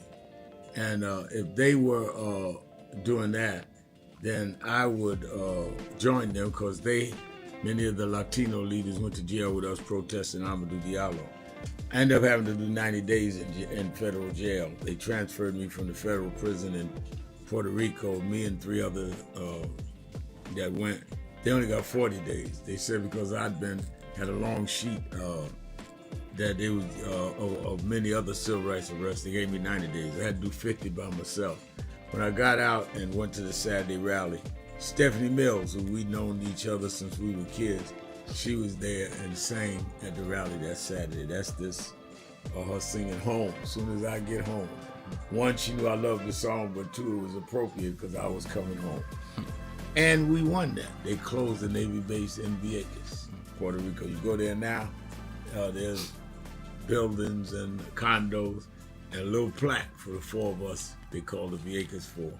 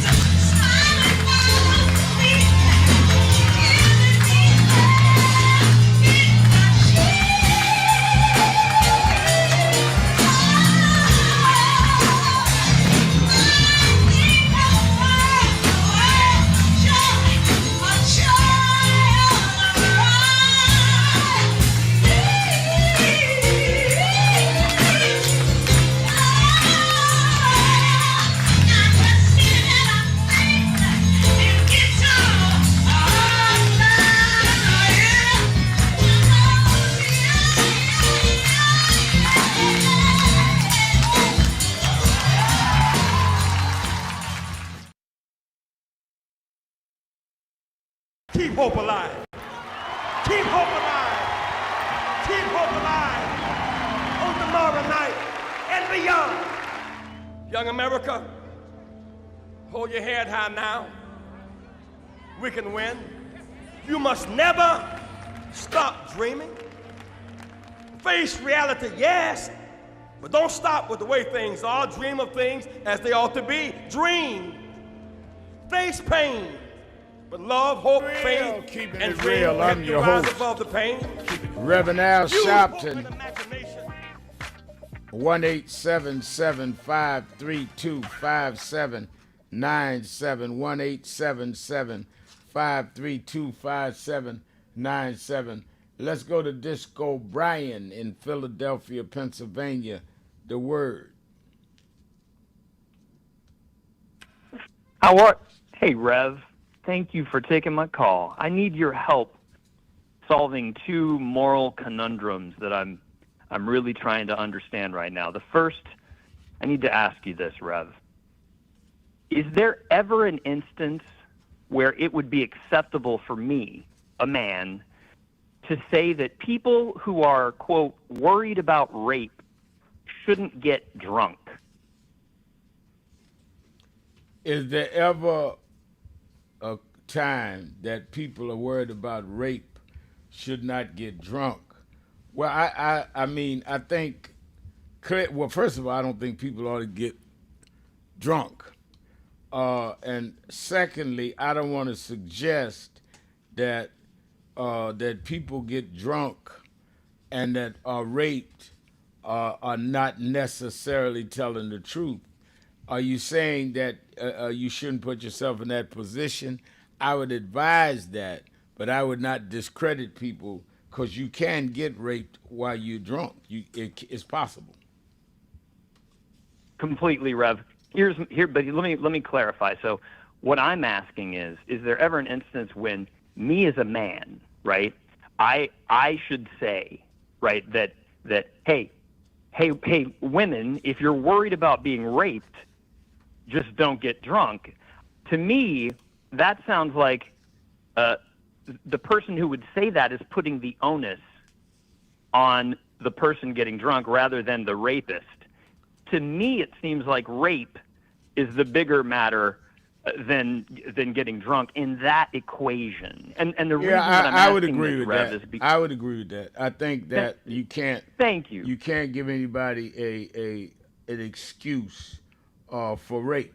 Period. Now you can advise people that they should not put themselves in any position, but that does not justify somebody taking advantage of that position. I would have to agree with you there.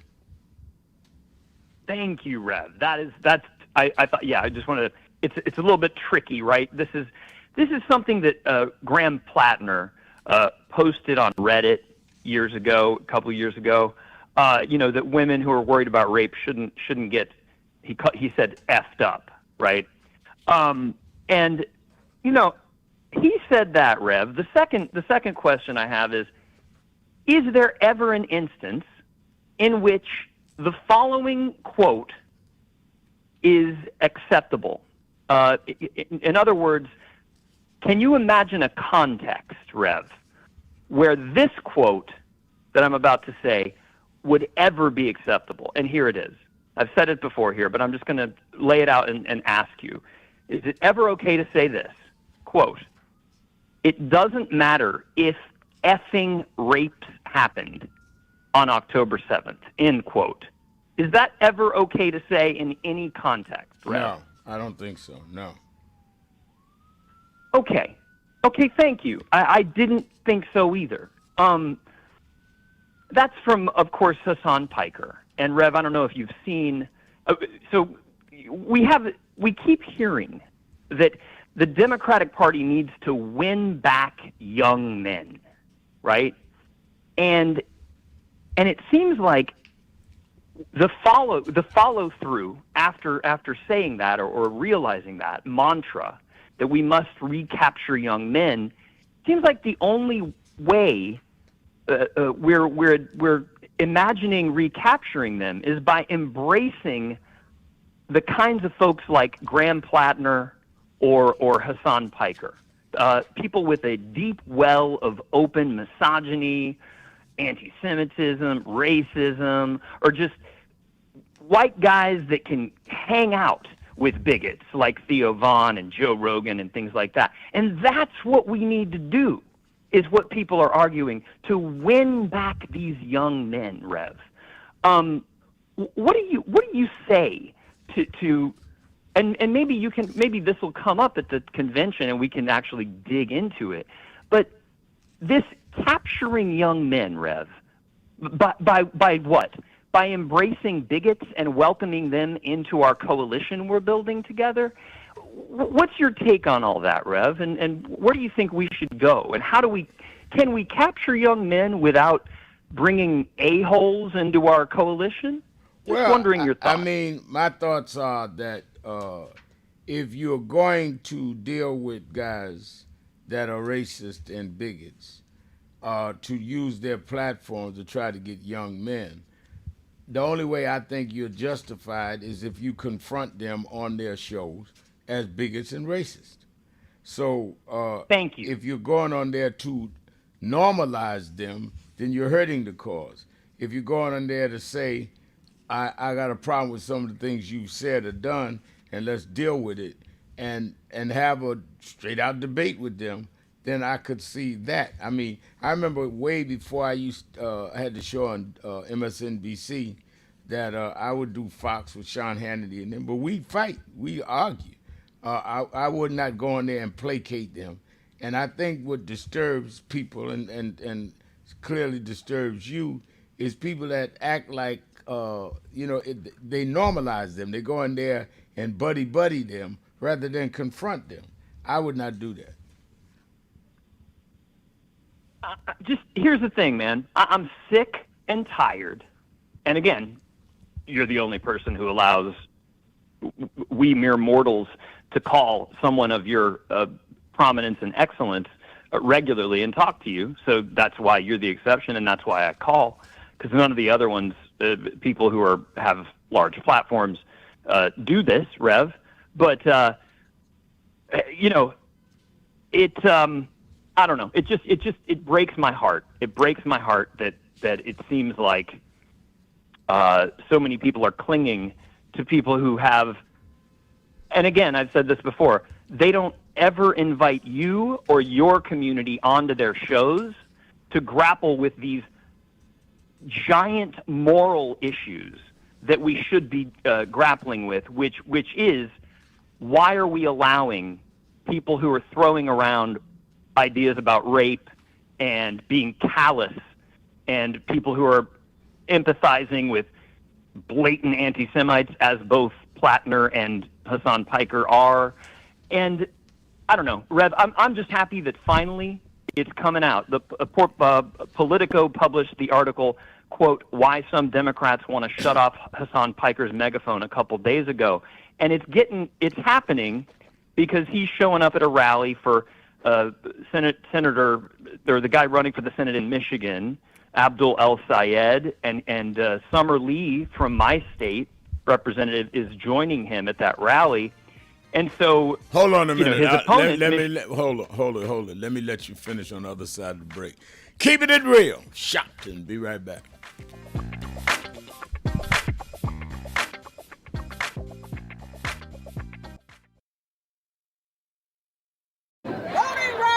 Voting rights.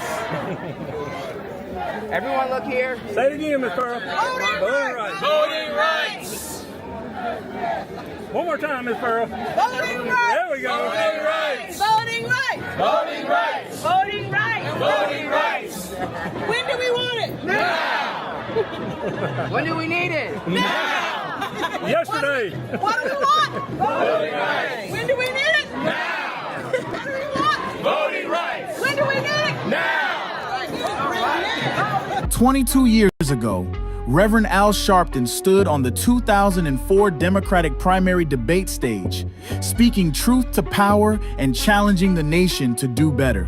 Today, many of those same issues remain, reminding us how much work is still ahead. Reverend Sharpton, why are you in this race? Well, let me say this. First of all, I do not think that it is fair to say that there are two Americas. There are many Americas. Our only problem in America is not just class.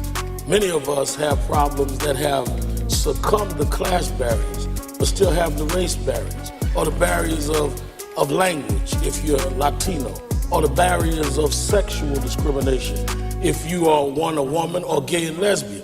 So I think it's very simplistic to just say that it's two Americas, one for the wealthy, one for the poor. Earl Graves supports my campaign. Very wealthy man, but still faces discrimination.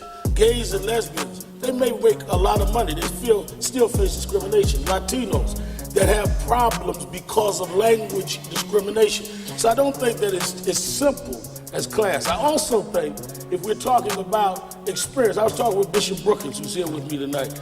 I don't see anyone that supports civil rights could support the Patriot Act. That was you're talking about a difference of direction, Senator Edwards. The Patriot Act. The Patriot Act that you supported is J. Edgar Hoover's dream. It's John Ashcroft's dream. We have police misconduct problems in California, Ohio, Georgia, New York, right now. And your legislation helps police get more power. So I think that we've got to really be honest if we're talking about change how and for who. That's why I'm in this race.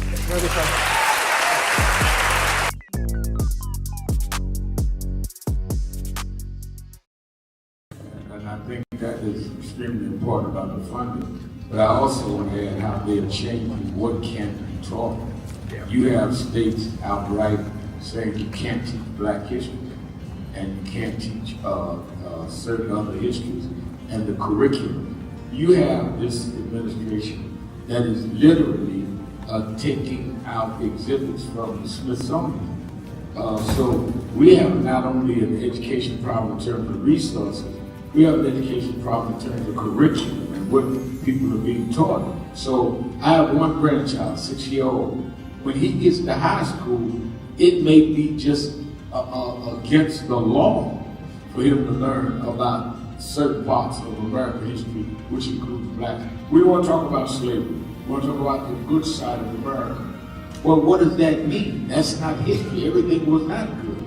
And I think that that is the threat that we've got to fight, which is why we've got to fight with the courts and the streets, because they're literally changing the textbooks as we go. As they do that, they change the opportunities, because then the fight against affirmative action is not having access to these institutions and telling these institutions, this whole fight around DEI, which they did, started in Harvard with a Black woman president. Started with them saying you can't teach diversity in an Ivy League school like Harvard. It didn't start in Little Rock at the high school. This fight, this time, was Harvard.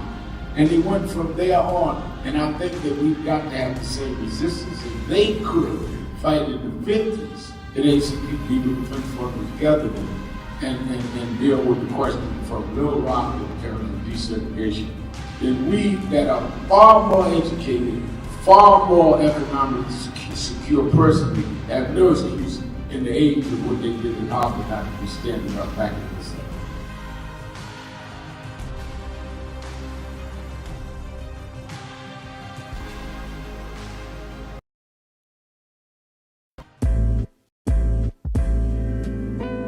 So it's become almost an unhealthy habit how much I'm listening to Keep It Real, because it is the realest thing on the air anywhere, whether it be online or whether it be on the radio or wherever it's coming into you from, because there's no one of Rev's importance and caliber who is as dominant a media figure as he is, who allows people to speak at length, and who he treats with equal respect and admiration with every call, whether he agrees with you or not. And I'm not gonna throw shade at anybody, but there are a lot of people with big platforms like the Rev has who are afraid to talk to the people and who are afraid that the people will keep it real with them. And he never shies away from anything any of us want to talk to him about. And he doesn't shut you up. It's not a soundbite, it's a conversation. So I would like people in media to learn from this man who is carrying MLK's torch. Don't be afraid of people. Listen to them, respect them, and stand in God and stand in truth. Thank you, Nan. Thank you, Rev. Thank you, everybody who puts this together and sends it out across the world, because we need much more of it. Bless you.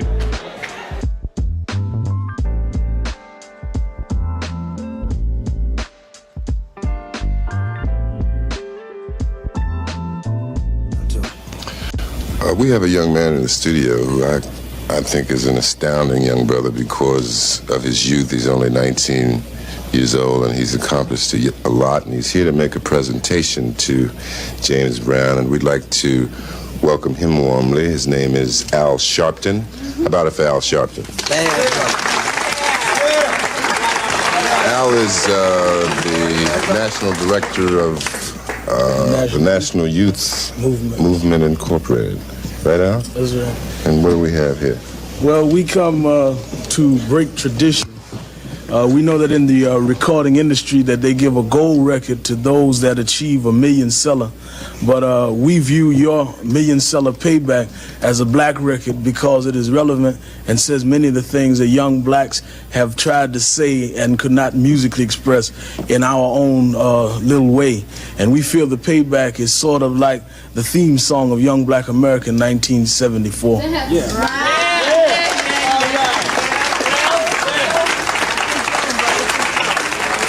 Now, before you go into the title tune of your latest album, you have a special guest. Yeah, I do have a special guest, a young lady. That's going to perform with you? Yeah, she's going to take...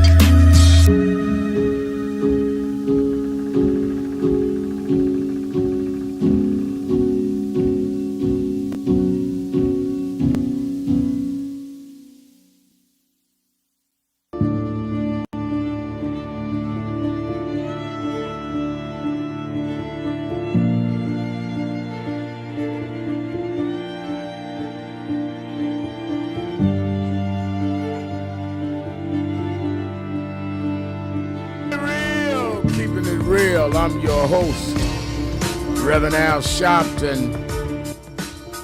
1-877-532-5797. Let's go back to Brian, Disco Brian in Philadelphia. Look, I don't want to take up any more time. I don't know what to do about the Graham Plattner problem.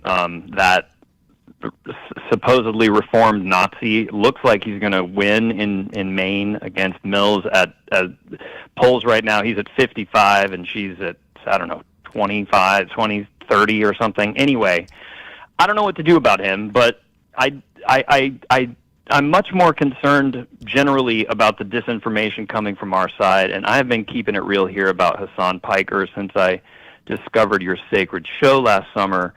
And as I was saying, Piker is joining Bernie-endorsed Senate candidate Abdul El Sayed at rallies in Michigan next Tuesday alongside Congresswoman Summer Lee.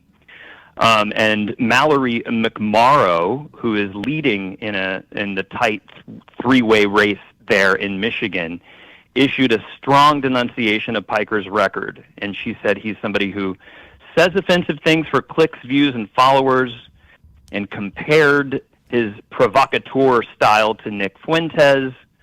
They're both, steeped in anti-Semitism and misogyny.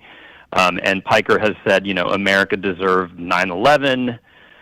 And what McMorrow said really echoes, Rev, what you've been sermonizing about at the Saturday Action rallies, which is that, if you want to bring people together around difficult issues, you do not fan flames and stoke division just to get attention. And I also want to commend Cory Booker's office, who also is drawing a loud line saying Piker's terrible comments about Jewish people, 9/11, and other issues are not the kind of conversations that Cory Booker participates in.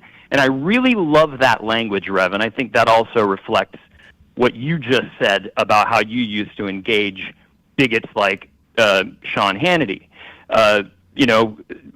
Booker is saying he just won't even deign to converse with someone who has said as vile things as Hassan Piker. So, Rev, in conclusion, that's the exact language I hope to see others use about him, which is a refusal to engage in conversations with influencers who have normalized bigotry and who have made millions doing so. I don't know why that's so hard, Rev, but I hope that, I don't know, I hope that at the NAN convention, I don't know how deep you want to go into any of that stuff, but I just feel like while I'm completely with everybody who wants to build this coalition, I am very concerned about ignoring or not looking into the kinds of grotesque things that some people that are in our coalition are embracing, the kinds of people who've said horrible things.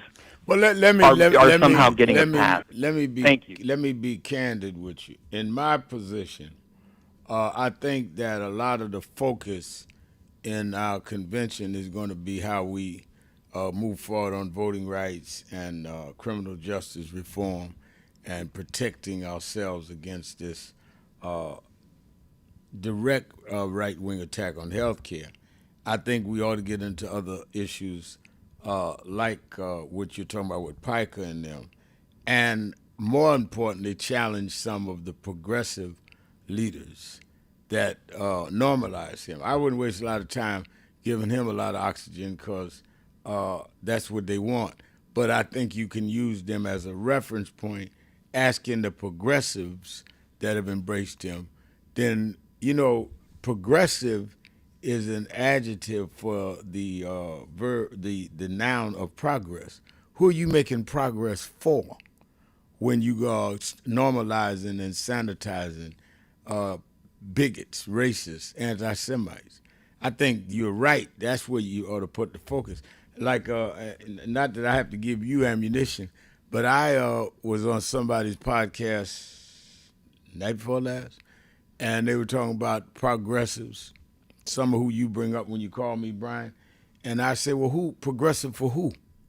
The star names you call progressive, I didn't see any of them at Jesse Jackson's funeral, and we had 5.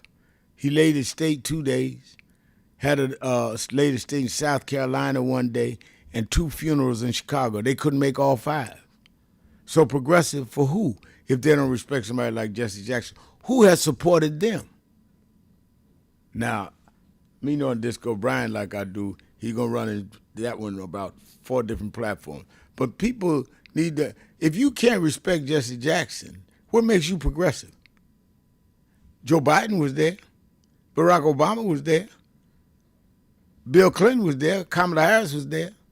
In 5 different events, y'all were too busy.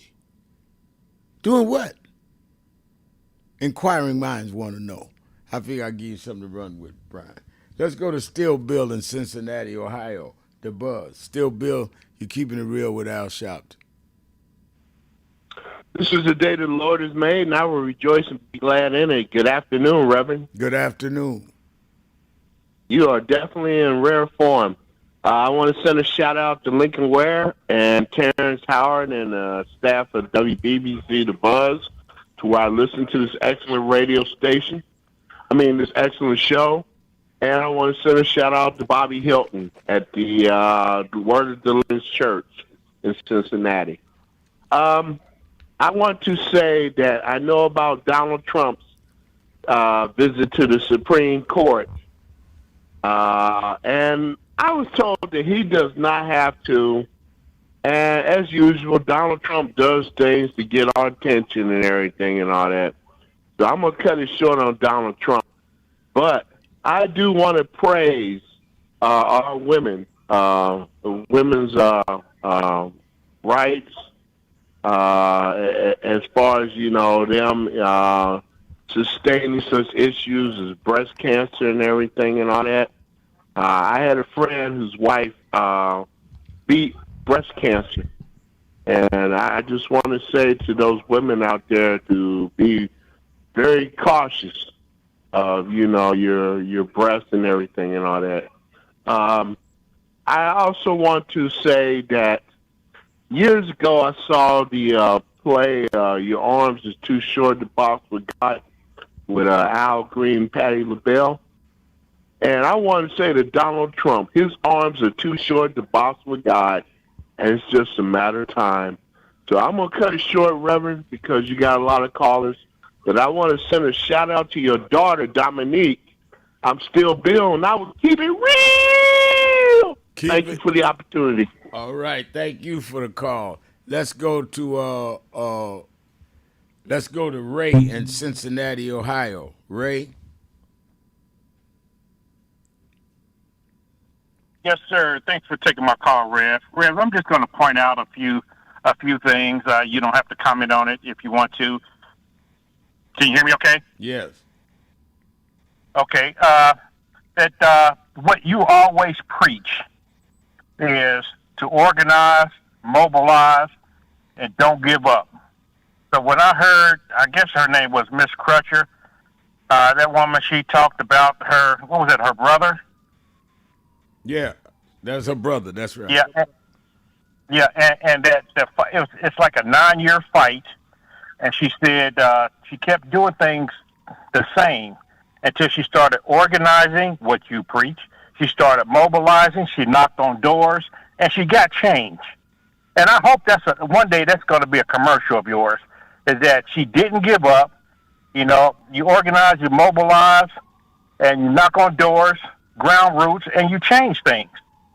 And that's the only way black folks have gotten what we've gotten is for that. Now, let me say this. I actually don't know how this gotten to the Supreme Court, this decision. I don't know if it was a lower court decided to throw it to the Supreme Court, or they just, Trump and his group just said, hey, we just going straight to the Supreme Court. But that's a no-brainer. It's a constitutional issue, and it's already in the Constitution. Was it birthrights? And so when Trump talked about mail-in ballots, I'd like to see if a judge says, well, Mr. Trump, how do you vote? He'll say mail-in ballots. They'd laugh his butt right out of that courtroom. That's being hypocritical. And one last thing. This war that Donald Trump started, I think Iran is in a catbird seat. I think Donald Trump is over his head because he don't have any advisors that knows what they're doing. And so he's winging it. Who knows what he's going to talk about tonight? But whatever he's going to talk about, Tim Scott's going to eat it up. Byron Donald is going to eat it up. You know, and why? You know, they're still Trump MAGA supporters. I'll never know. But my main point was organize, mobilize, and it did wonders for Ms. Crutcher. And kudos to her. And that's what you always preach. Organize, mobilize, knock on doors, and you'll get results. Thanks, Rev. Absolutely. Thank you for your call. And you'll get results. No doubt about it. And I think that that's the bottom line. If you give up and give out, you can't be disappointed when you don't get results. And if you stay on it, you will get results. It's never failed, and it never will. Because I think that people don't understand that wearing you down, wearing us out, is a strategy. And if they can wear you out and wear you down, they win because of your lack of endurance. But if they can't do that, you become more and more dangerous. All right, let's get ready to take a break. I'll be right back after this. Keeping it real. 1-877-532-5797. 1-877-532-5797. Or you can go to the message board at nationalactionnetwork.net, nationalactionnetwork.net. We'll be right back.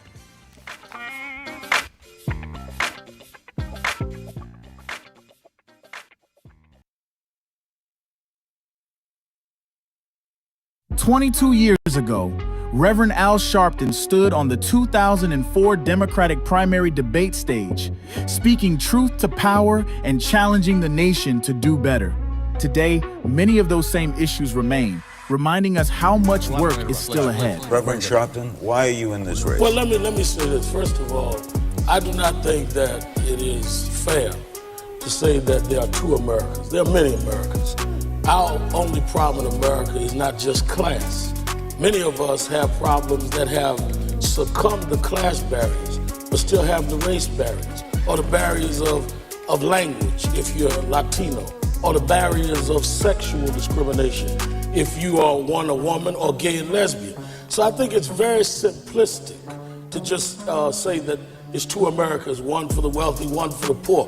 Earl Graves supports my campaign. Very wealthy man, but still faces discrimination. Gays and lesbians, they may make a lot of money, they still face discrimination. Latinos that have problems because of language discrimination. So I don't think that it's simple as class. I also think if we're talking about experience, I was talking with Bishop Brookins, who's here with me tonight. I don't see anyone that supports civil rights could support the Patriot Act. That was you talking about a difference of direction, Senator Edwards. The Patriot Act. The Patriot Act that you supported is J. Edgar Hoover's dream. It's John Ashcroft's dream. We have police misconduct problems in California, Ohio, Georgia, New York, right now. And your legislation helps police get more power. So I think that we've got to really be honest if we're talking about change. Change how and for who. That's why I'm in this race.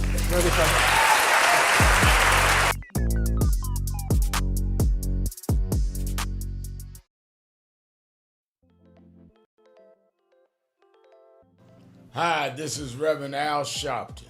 We are in critical times.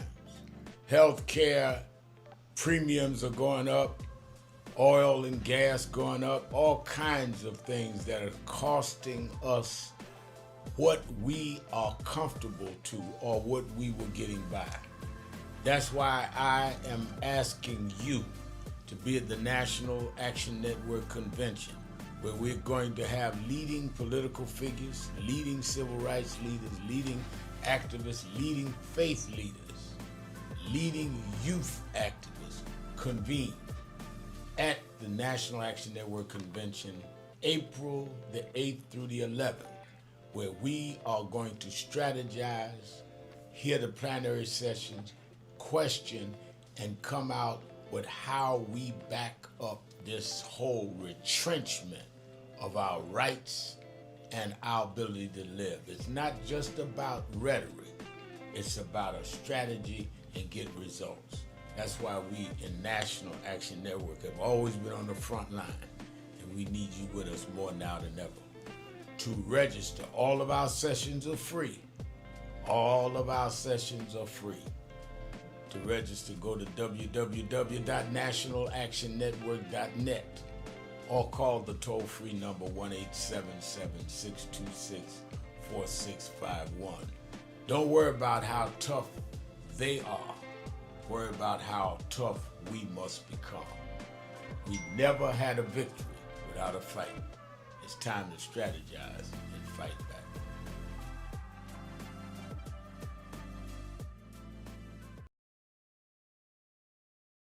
Do you know what time it is?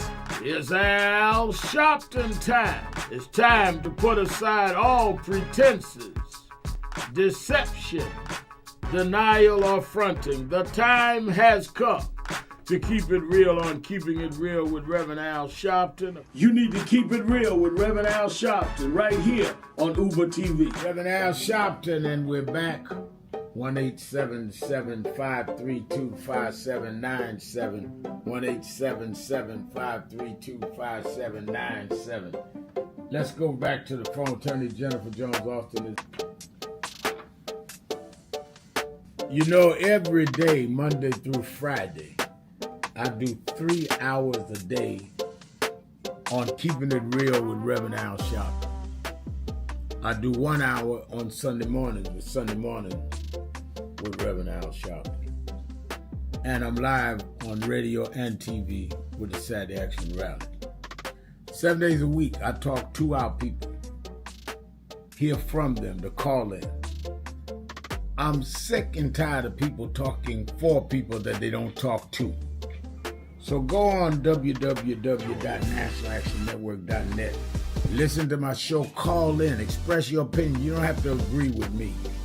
But let's start talking to each other rather than about each other and lecturing at each other. Let's keep it real with Sharpton. Happy 20th anniversary to Reverend Al Sharpton on 20 years of Keeping It Real. 2 decades of truth-telling, fearless advocacy, and keeping the people informed and empowered. Thank you for always speaking power to justice and standing firm for what's right. Here's to 20 years of impact and many more to come. We have a short visit today, so we just wanted to greet you all and thank you for allowing us in. Yes, sir. We was here. They were on the plantation. Our family was on the plantation. Wow. And that's, of course, that's the slave house. It was one of the slave houses. Sir, it's been 13 years. That's right. Good to How see you been? Doing fine. Good.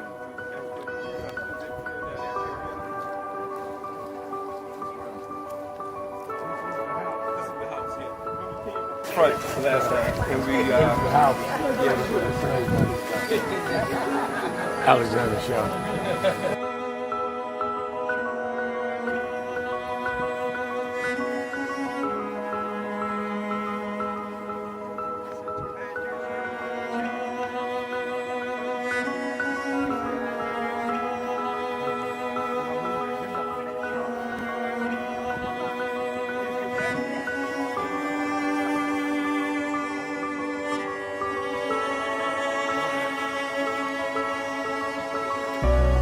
How many slaves were staying there? I have no idea. This is where they would have a slave. Yeah, that's when exactly. That was exactly.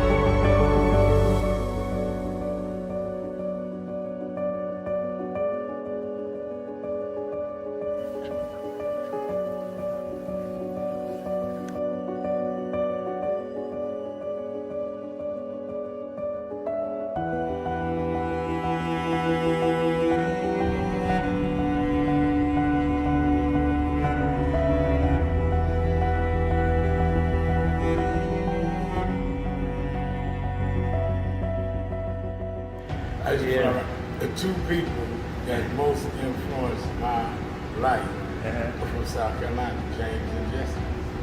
Jesse right up the road. I went and spoke at his mother's funeral. Jesse walked into my mother's casket. Wow. To South Carolina. That's the balance of my life, James and Jesse. Yeah. Civil rights, showbiz. But also where your people come too. Literally. Yeah, right. And when I knew Jesse was from James, I started president. Yeah. And James had died before I knew about it in South Carolina. Oh, really? Yeah. James died December 25th. He died Christmas Day, 06. And they came to do the story for February of 07. They came in January. His daughter swear that was daddy and him and pushing the information out. Wow. And I called Jesse and told me, you know that my great-grandfather was a slave about 45, because Greenville right up to our 20. He said, I told you we was connected. That's why you got to listen to me. But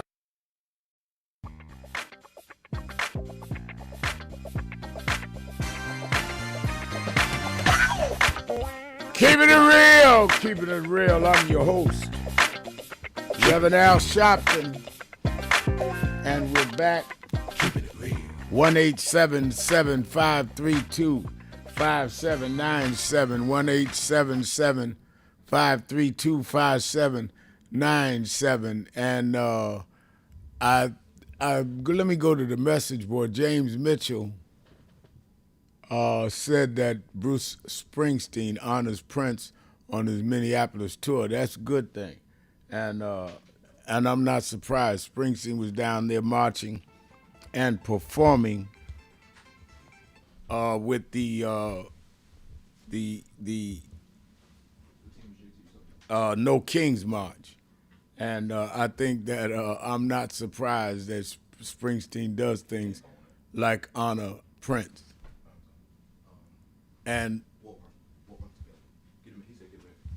I think that that is important to underscore. Happiness Donuts is saying Laura Ingram said Pete Hegseth downplayed the complexities of the war. I think there's no doubt about that. They're trying to be so macho on a situation that people getting killed. And I think that that is absolutely right. Tanya Stovall is saying that a few days ago, a judge put a hold on Trump's ballroom, saying he needs approval from Congress to make things happen. Yeah, I saw that, and I think, Tanya, that it's very interesting because the judge was the one I referred to earlier in the broadcast. The judge is the one that said that they needed a permission of Congress to permanently alter the White House. You can't, if any president can alter something that will rise to the level of alterations beyond their term, we'd be having every president that go in there redecorating the White House. And it's not even a matter of redecoration, it's a matter of restructuring. We're not talking about some decorations in his private area, the private area of the residence, they call it in the White House, where they want to bed against this wall or that wall. We're talking about they are going to tear down the whole structure of the East Wing and build a whole building that is larger than the White House itself. That is not a presidential preference. That's a historic structural change. Do we have Reverend on? We'll call him now. Nobody's talking to me. I mean, I guess everybody thinks I got osmosis. They just called us. So I think that it is imperative that people understand and do what is very necessary in this time period, because clearly they're selling a lot of misinformation. And if we don't meet the misinformation with the real truth, people will believe it just for lack of a contrary point of view being raised, and just for a truth being told. I mean, we're not talking about countering one lie with another lie. We just want to tell the truth. And the truth is necessary when you're talking about people dying. Let me go to the live line. I know Reverend Dr. Michael A. Walron does Tuesdays, but he texted me a very important point. I just wanted him to share this with us because this is a three-pointer with 2 seconds left in the game as far as I'm concerned. Tell us, Reverend Walron, as we're discussing this whole question of birthright citizenship, what you came up with. Yeah, so I was sitting here, of course, watching the news and talking about, Trump being at the Supreme Court today, the first time a president has sat in, and then I heard he posted that our country is stupid for having birthright citizenship. So I'm sitting here listening to that, and something told me to look up some information. Mm-hmm. And when I looked it up, I suspected it. What we know about our president is that the hypocrisy abounds, the contradictions abound, the inconsistencies abound. But what I looked up was when his wife, Melania, got U.S. citizenship. She got U.S. citizenship in July of 2006. Now, that's important because what I then looked up is when was Trump's youngest son, Barron, born. Right. He was born in March of 2006, which means that when his son was born, his mother was not yet a U.S. citizen. Wow. So you're arguing against something, a law that benefited his son and his wife. Wow. So to me, that is the blind spot. You're trying to get something removed that your family benefited from. And I wonder, has anyone ever brought that up or said that? I've never or shown heard him it. how inconsistent he is? Yeah. And I just simply looked it up today. I looked it up while I was watching the news. And I saw that his son was born before his mother had her citizenship, which means that his son is a beneficiary of birthright citizenship. That's exactly right. That's exactly right. So that is the hypocrisy and the glaring hypocrisy right there. And that is fact. That to me is disgusting and shows how what he's doing is not just self-serving, but it's egregious when you benefited from something you now want to destroy. Now, I think, give us the dates again. Melania Trump received her citizenship in July of 2006. And her son, the president's son, was born in March of 2006. Exactly. So, I mean, we can have different opinions, but we can't have different facts. And can't have different facts. Yeah, that's a great fact. Now, I had to get you on that one. Thank you for coming on.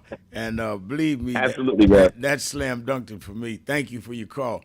And the reason why I wanted Reverend Walron to bring it up, one, is a profound point. But secondly, I wanted to say that with all of the media that's there today out and looking at it,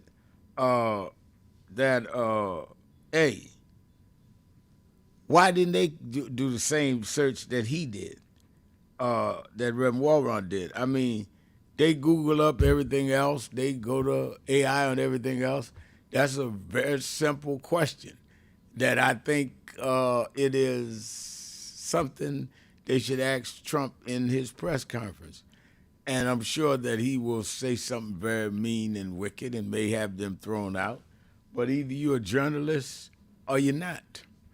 And I think that is, I mean, if she had Barron Trump in March and didn't become a citizen until September, then that is an example of birthright citizenship. It's just that simple. And you can't cover it no other way. And all somebody needs to do is ask Trump, well, how do you explain this? And do you say that your son should not have birthright citizenship?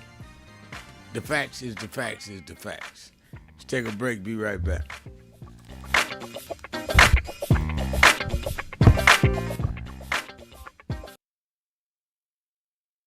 Keep hope alive. Keep hope alive. Keep hope alive. On tomorrow night and and beyond. Young America, hold your head high now. We can win. You must never stop dreaming. Face reality, yes, but don't stop with the way things are. Dream of things as they ought to be. Dream. Face pain, but love, hope, faith, and dreams will help you rise above the pain. Use hope and imagination as weapons of survival and progress, but you keep on dreaming, young America. Dream of peace. Peace is rational and reasonable. War is irrational in this age and unwinnable. Dream of teachers who teach for life and not for living. Dream of doctors who are concerned more about public health than private wealth. Dream of lawyers more concerned about justice and the judgeship. Dream of preachers who are concerned more about prophecy than profiteering. Dream on the high road with sound values. You must never surrender to inequality. Women.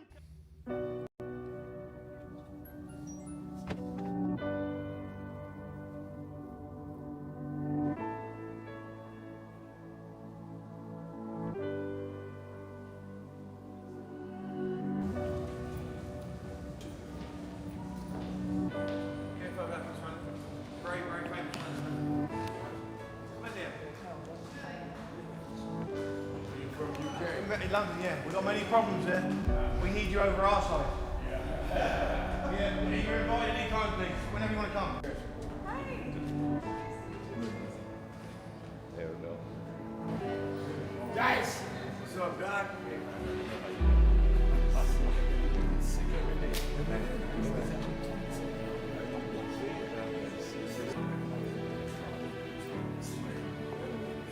So we are in not a political dilemma, we are in a moral dilemma. And if the black church does not come with a prophetic voice, then who's going to do it? We can go through all the data, all the statistics, all we're going through in the workshops, but the question is, where is the action going to be? We all believe in Jesus. Jesus didn't teach theology, he healed people. And they learned the nature of the theology based on his healing. We've got to heal this nation. And if we heal this nation, the nation will return to our churches. But we've become silent and compromised. And we try to blame it on, I'm not in this. You are in this. You live it, your members live it. Unemployment now is higher now than it's been since the pandemic. Yet we survive. Yes, sir. There's no history in the world of any people that went through the kind of psychological, cultural, and physical slavery like blacks did in America. The only reason we're still here is because of our faith. We had no external strength. We had an internal strength. And it was the God that we were taught by our mamas and grandmamas that brought us through. And I don't care who's sitting in the White House, we cannot betray the God that brought us through.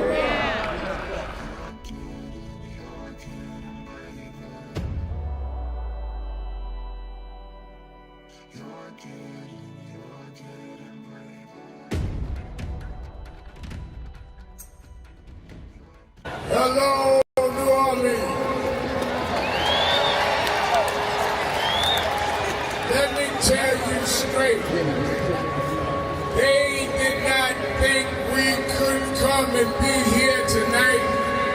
They cut budgets and advertising, but one black man, Rich New Dennis, said, I don't care. My families come together every 4th of July weekend, and essence will happen, because that's who we are. Give a big hand to Rich New Dennis for bringing us back.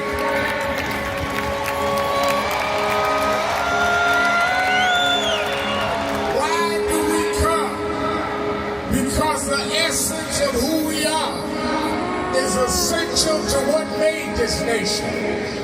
We built this nation. We made this nation. We created the essential dollars that this nation lives off of. We don't care what bill they pass. We will not back up. We will not back down. We will not give in. We will not be chased out. We don't care who's in the White House. We will organize our house by house.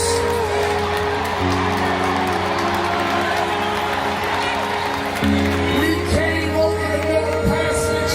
We survived slavery. We survived Jim Crow. Don't you give up now. Don't you turn back now. Stand up, black man. Stand up, black woman. Reclaim your dignity. Reclaim your place. So we stand with the Black Global Black Economic Forum. We stand with Essence Magazine because that's who we are. So don't give in now. Yes, it's some rough days, but we've been through rougher days than this. Yes, Trump is a bad dude, but we beat badder dudes than Trump. So let's party with a purpose, because our rhythm and our music reminds us who we are. Because we can smile through our pain and organize for our gain. Let's stand up and let's celebrate who we are. Thank you, God bless you.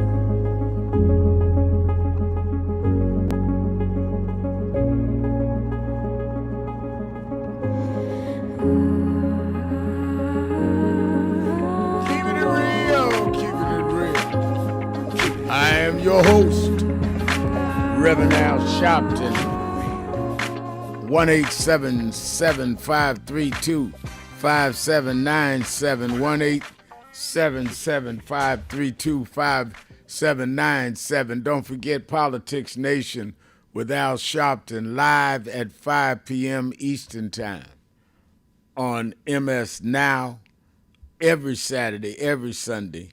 And with this citizenship, birthright citizenship, so hot. You know, I've already told you we've got couple of the governors and senators on.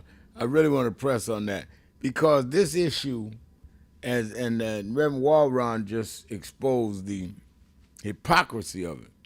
But this issue affects people from Africa that are here. It affects people from the Caribbean, South America. This is not a just Latino issue. And even if it was, I would still take the same stand. But I don't think a lot of us understand that this birthright issue is not an issue that does not touch the core in our community. So make sure you watch Politics Nation. I'm going to deal with that issue. I'm going to keep bringing up this health care issue. Voting rights, a lot to talk about this weekend on that, as well as laying out what's going to happen at National Action Network's convention. And of course, the convention is a week from today, April 8th through the 11th. In New York is free. Everybody from Kamala Harris to Wes Moore, from you named them, from Lawrence O'Donnell on MS Now, to Billy Porter, the entertainer, Jennifer Lewis, the entertainer, is coming during our women's luncheon, all the way from Jennifer Lewis to the 5 governors of states, all doing workshops, all speaking or doing a fireside chat. Costs you nothing, but you should come and register and let us know you're coming. Also, don't forget, you that are in the New York, New Jersey, Connecticut area this weekend, I am going to be at the Saturday Action Rally. I don't take holiday weekends off. In fact, I want to interpret what Good Friday and Good Friday and Easter should mean to us. So I'll be They're looking for you at the Saturday Action Rally at Mother Zion, Mother AME Zion, to be exact. Mother AME Zion Church on 137th between Lenox and 7th, where we've been holding temporarily as we get our new headquarters together. And I hope to announce the new headquarters information at the convention next week. All right, let's go to Sky in Richmond, Virginia. Sky.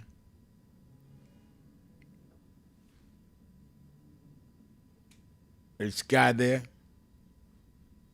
Hello? Yes. Oh, okay. I have a Hispanic friend, and she worked for the government. She was a deputy sheriff, and she worked in Richmond. Well, I want to say around 10 years. And so she ended up not retiring, but she left that job, but she left her retirement in the system, in the Virginia retirement system. So now she's 60-something, and now she wants to claim her retirement. But now, because her name was on her birth certificate, it was one thing, but then she got married, this and that, and now it's something else. But bottom line, she cannot get her retirement until she could produce her birth certificate. And it's complicated because on her birth certificate, it has one name, and then by her being Hispanic, she got another name. So they're not going to release her money until they can prove what name she's supposed to have. And she's been in the United States. She's 62 now. She's been in the United States for about 50 years, 55 years. She was a child when her parents brought her here to the United States.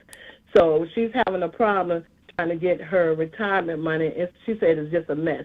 And then also I want to mention that the deportation, I'm looking at something on Google. It says, as of January 26th, the administration reported over 600,000 deportations since Trump returned to office, with a total of 2.5 million immigrants leaving the U.S. through various means. So that's a lot of people. And I know you said something about Kamala Harris had won the election over by 1 million votes. So, just think about Donald Trump done deported over 600,000 people. And my thing is, okay, this system, because right now our election for fair voting right is going to be on April the 21st of this year. I'm from Virginia.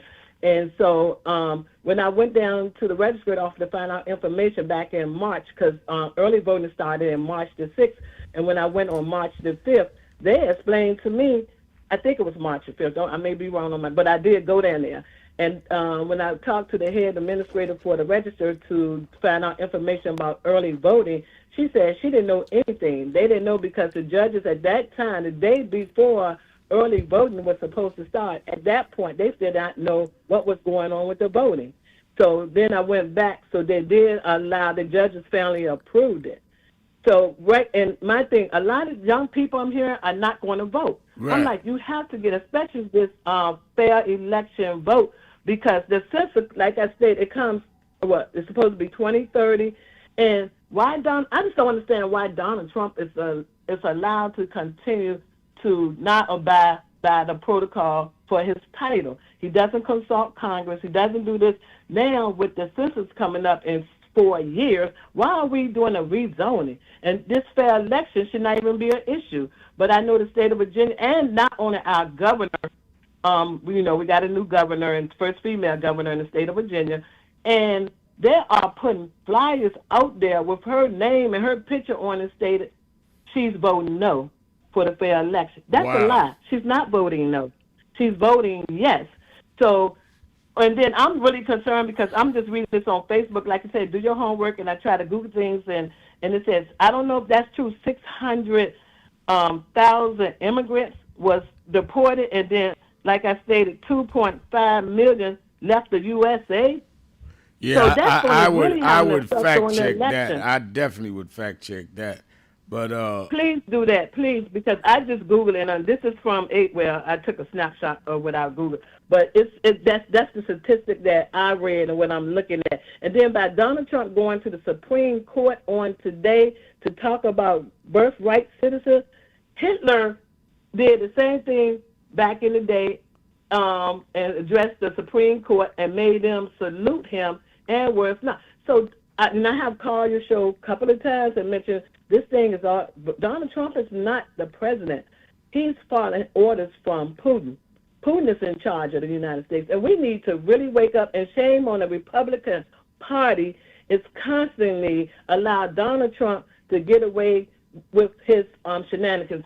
He has no respect, none, for our democracy. What it's going to take, Mr. Sharpton, to get this man to comply? And then I called my Senator Mark Warner the other day because I have an 18-year-old grandson and a 25-year-old grandson. And if he enacted the draft, then they may be subject to be drafted to go over there to fight a war that we should not even be in, which is going to lead, and I might have made a little mistake about World War III, but I know we got involved in World War II. We got involved in that. They attacked Japan. And then I said, Burns, so I looked it up. I said, if my grandsons, they between 18 and 25, got to go to war, then I feel like Donald Trump, which his son Barron, from my understanding, turned 18. But guess what? When I read to see, first of all, if he's eligible to be drafted, because of his height, they say he's 6'9", and they have a height restriction because they got to make sure that they can get in certain vehicles, this and that. So right now, his son is not eligible to be drafted, but they did say they have made some exception with people that's I think you got to between 4 inches or whatever, and then the tallest you could be is 6'9".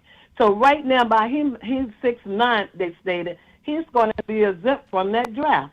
I'm like, well, his father wasn't exempt. His father claimed 3 or 4 times that he had physical reasons not to serve.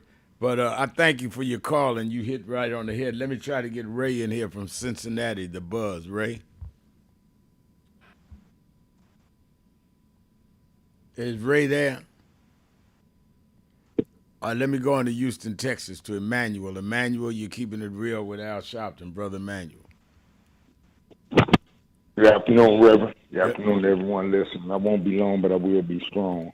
I guess according to Dr. King, I've taken a lot of walks because I've called on the people to mobilize and march a lot of times, but because of, I guess, my unpopular status with the media, I haven't been able to get the people's participation on important issues. But in the future, we'll change that because hopefully one day I'll be in the company of many other important persons, and I'll be able to get the strategies for better participation. I have an issue down here, as I was telling you earlier, about the caregivers under attack in Houston.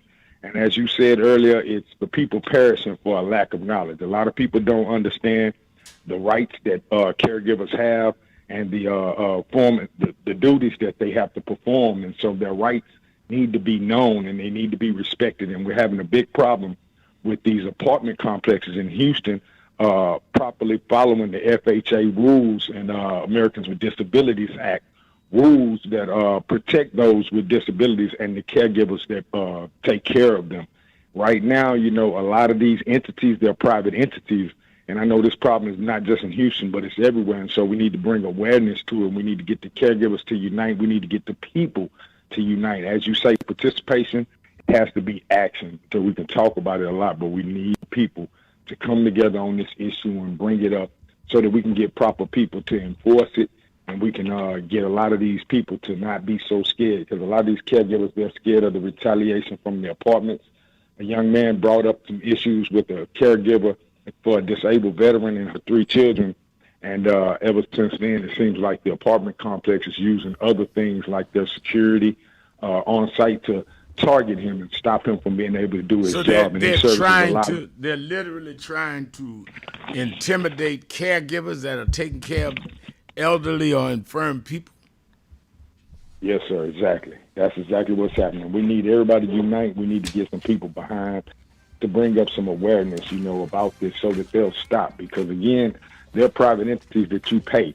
The people in apartments need to know, even though you don't have a house, that's still your home. And they have to respect your money, and they have to follow the rules and the rights. But my people need to learn about them. So I want to implore everybody to get more educated on that, join us in educating the public about that and getting more awareness. All right. Thank you for your call, and I'm going to have to leave some on the board. Call me first tomorrow. I will be here, and we will be doing the whole 3 hours, so I'll take you first. Let me thank all of you that called in, and listened in. You that called in and couldn't get through, but hung in there anyhow. Remember, whatever you do, wherever you go, however you feel, tell somebody, tell anybody, tell everybody. Reverend Al told you personally, keep it real. Keep it real.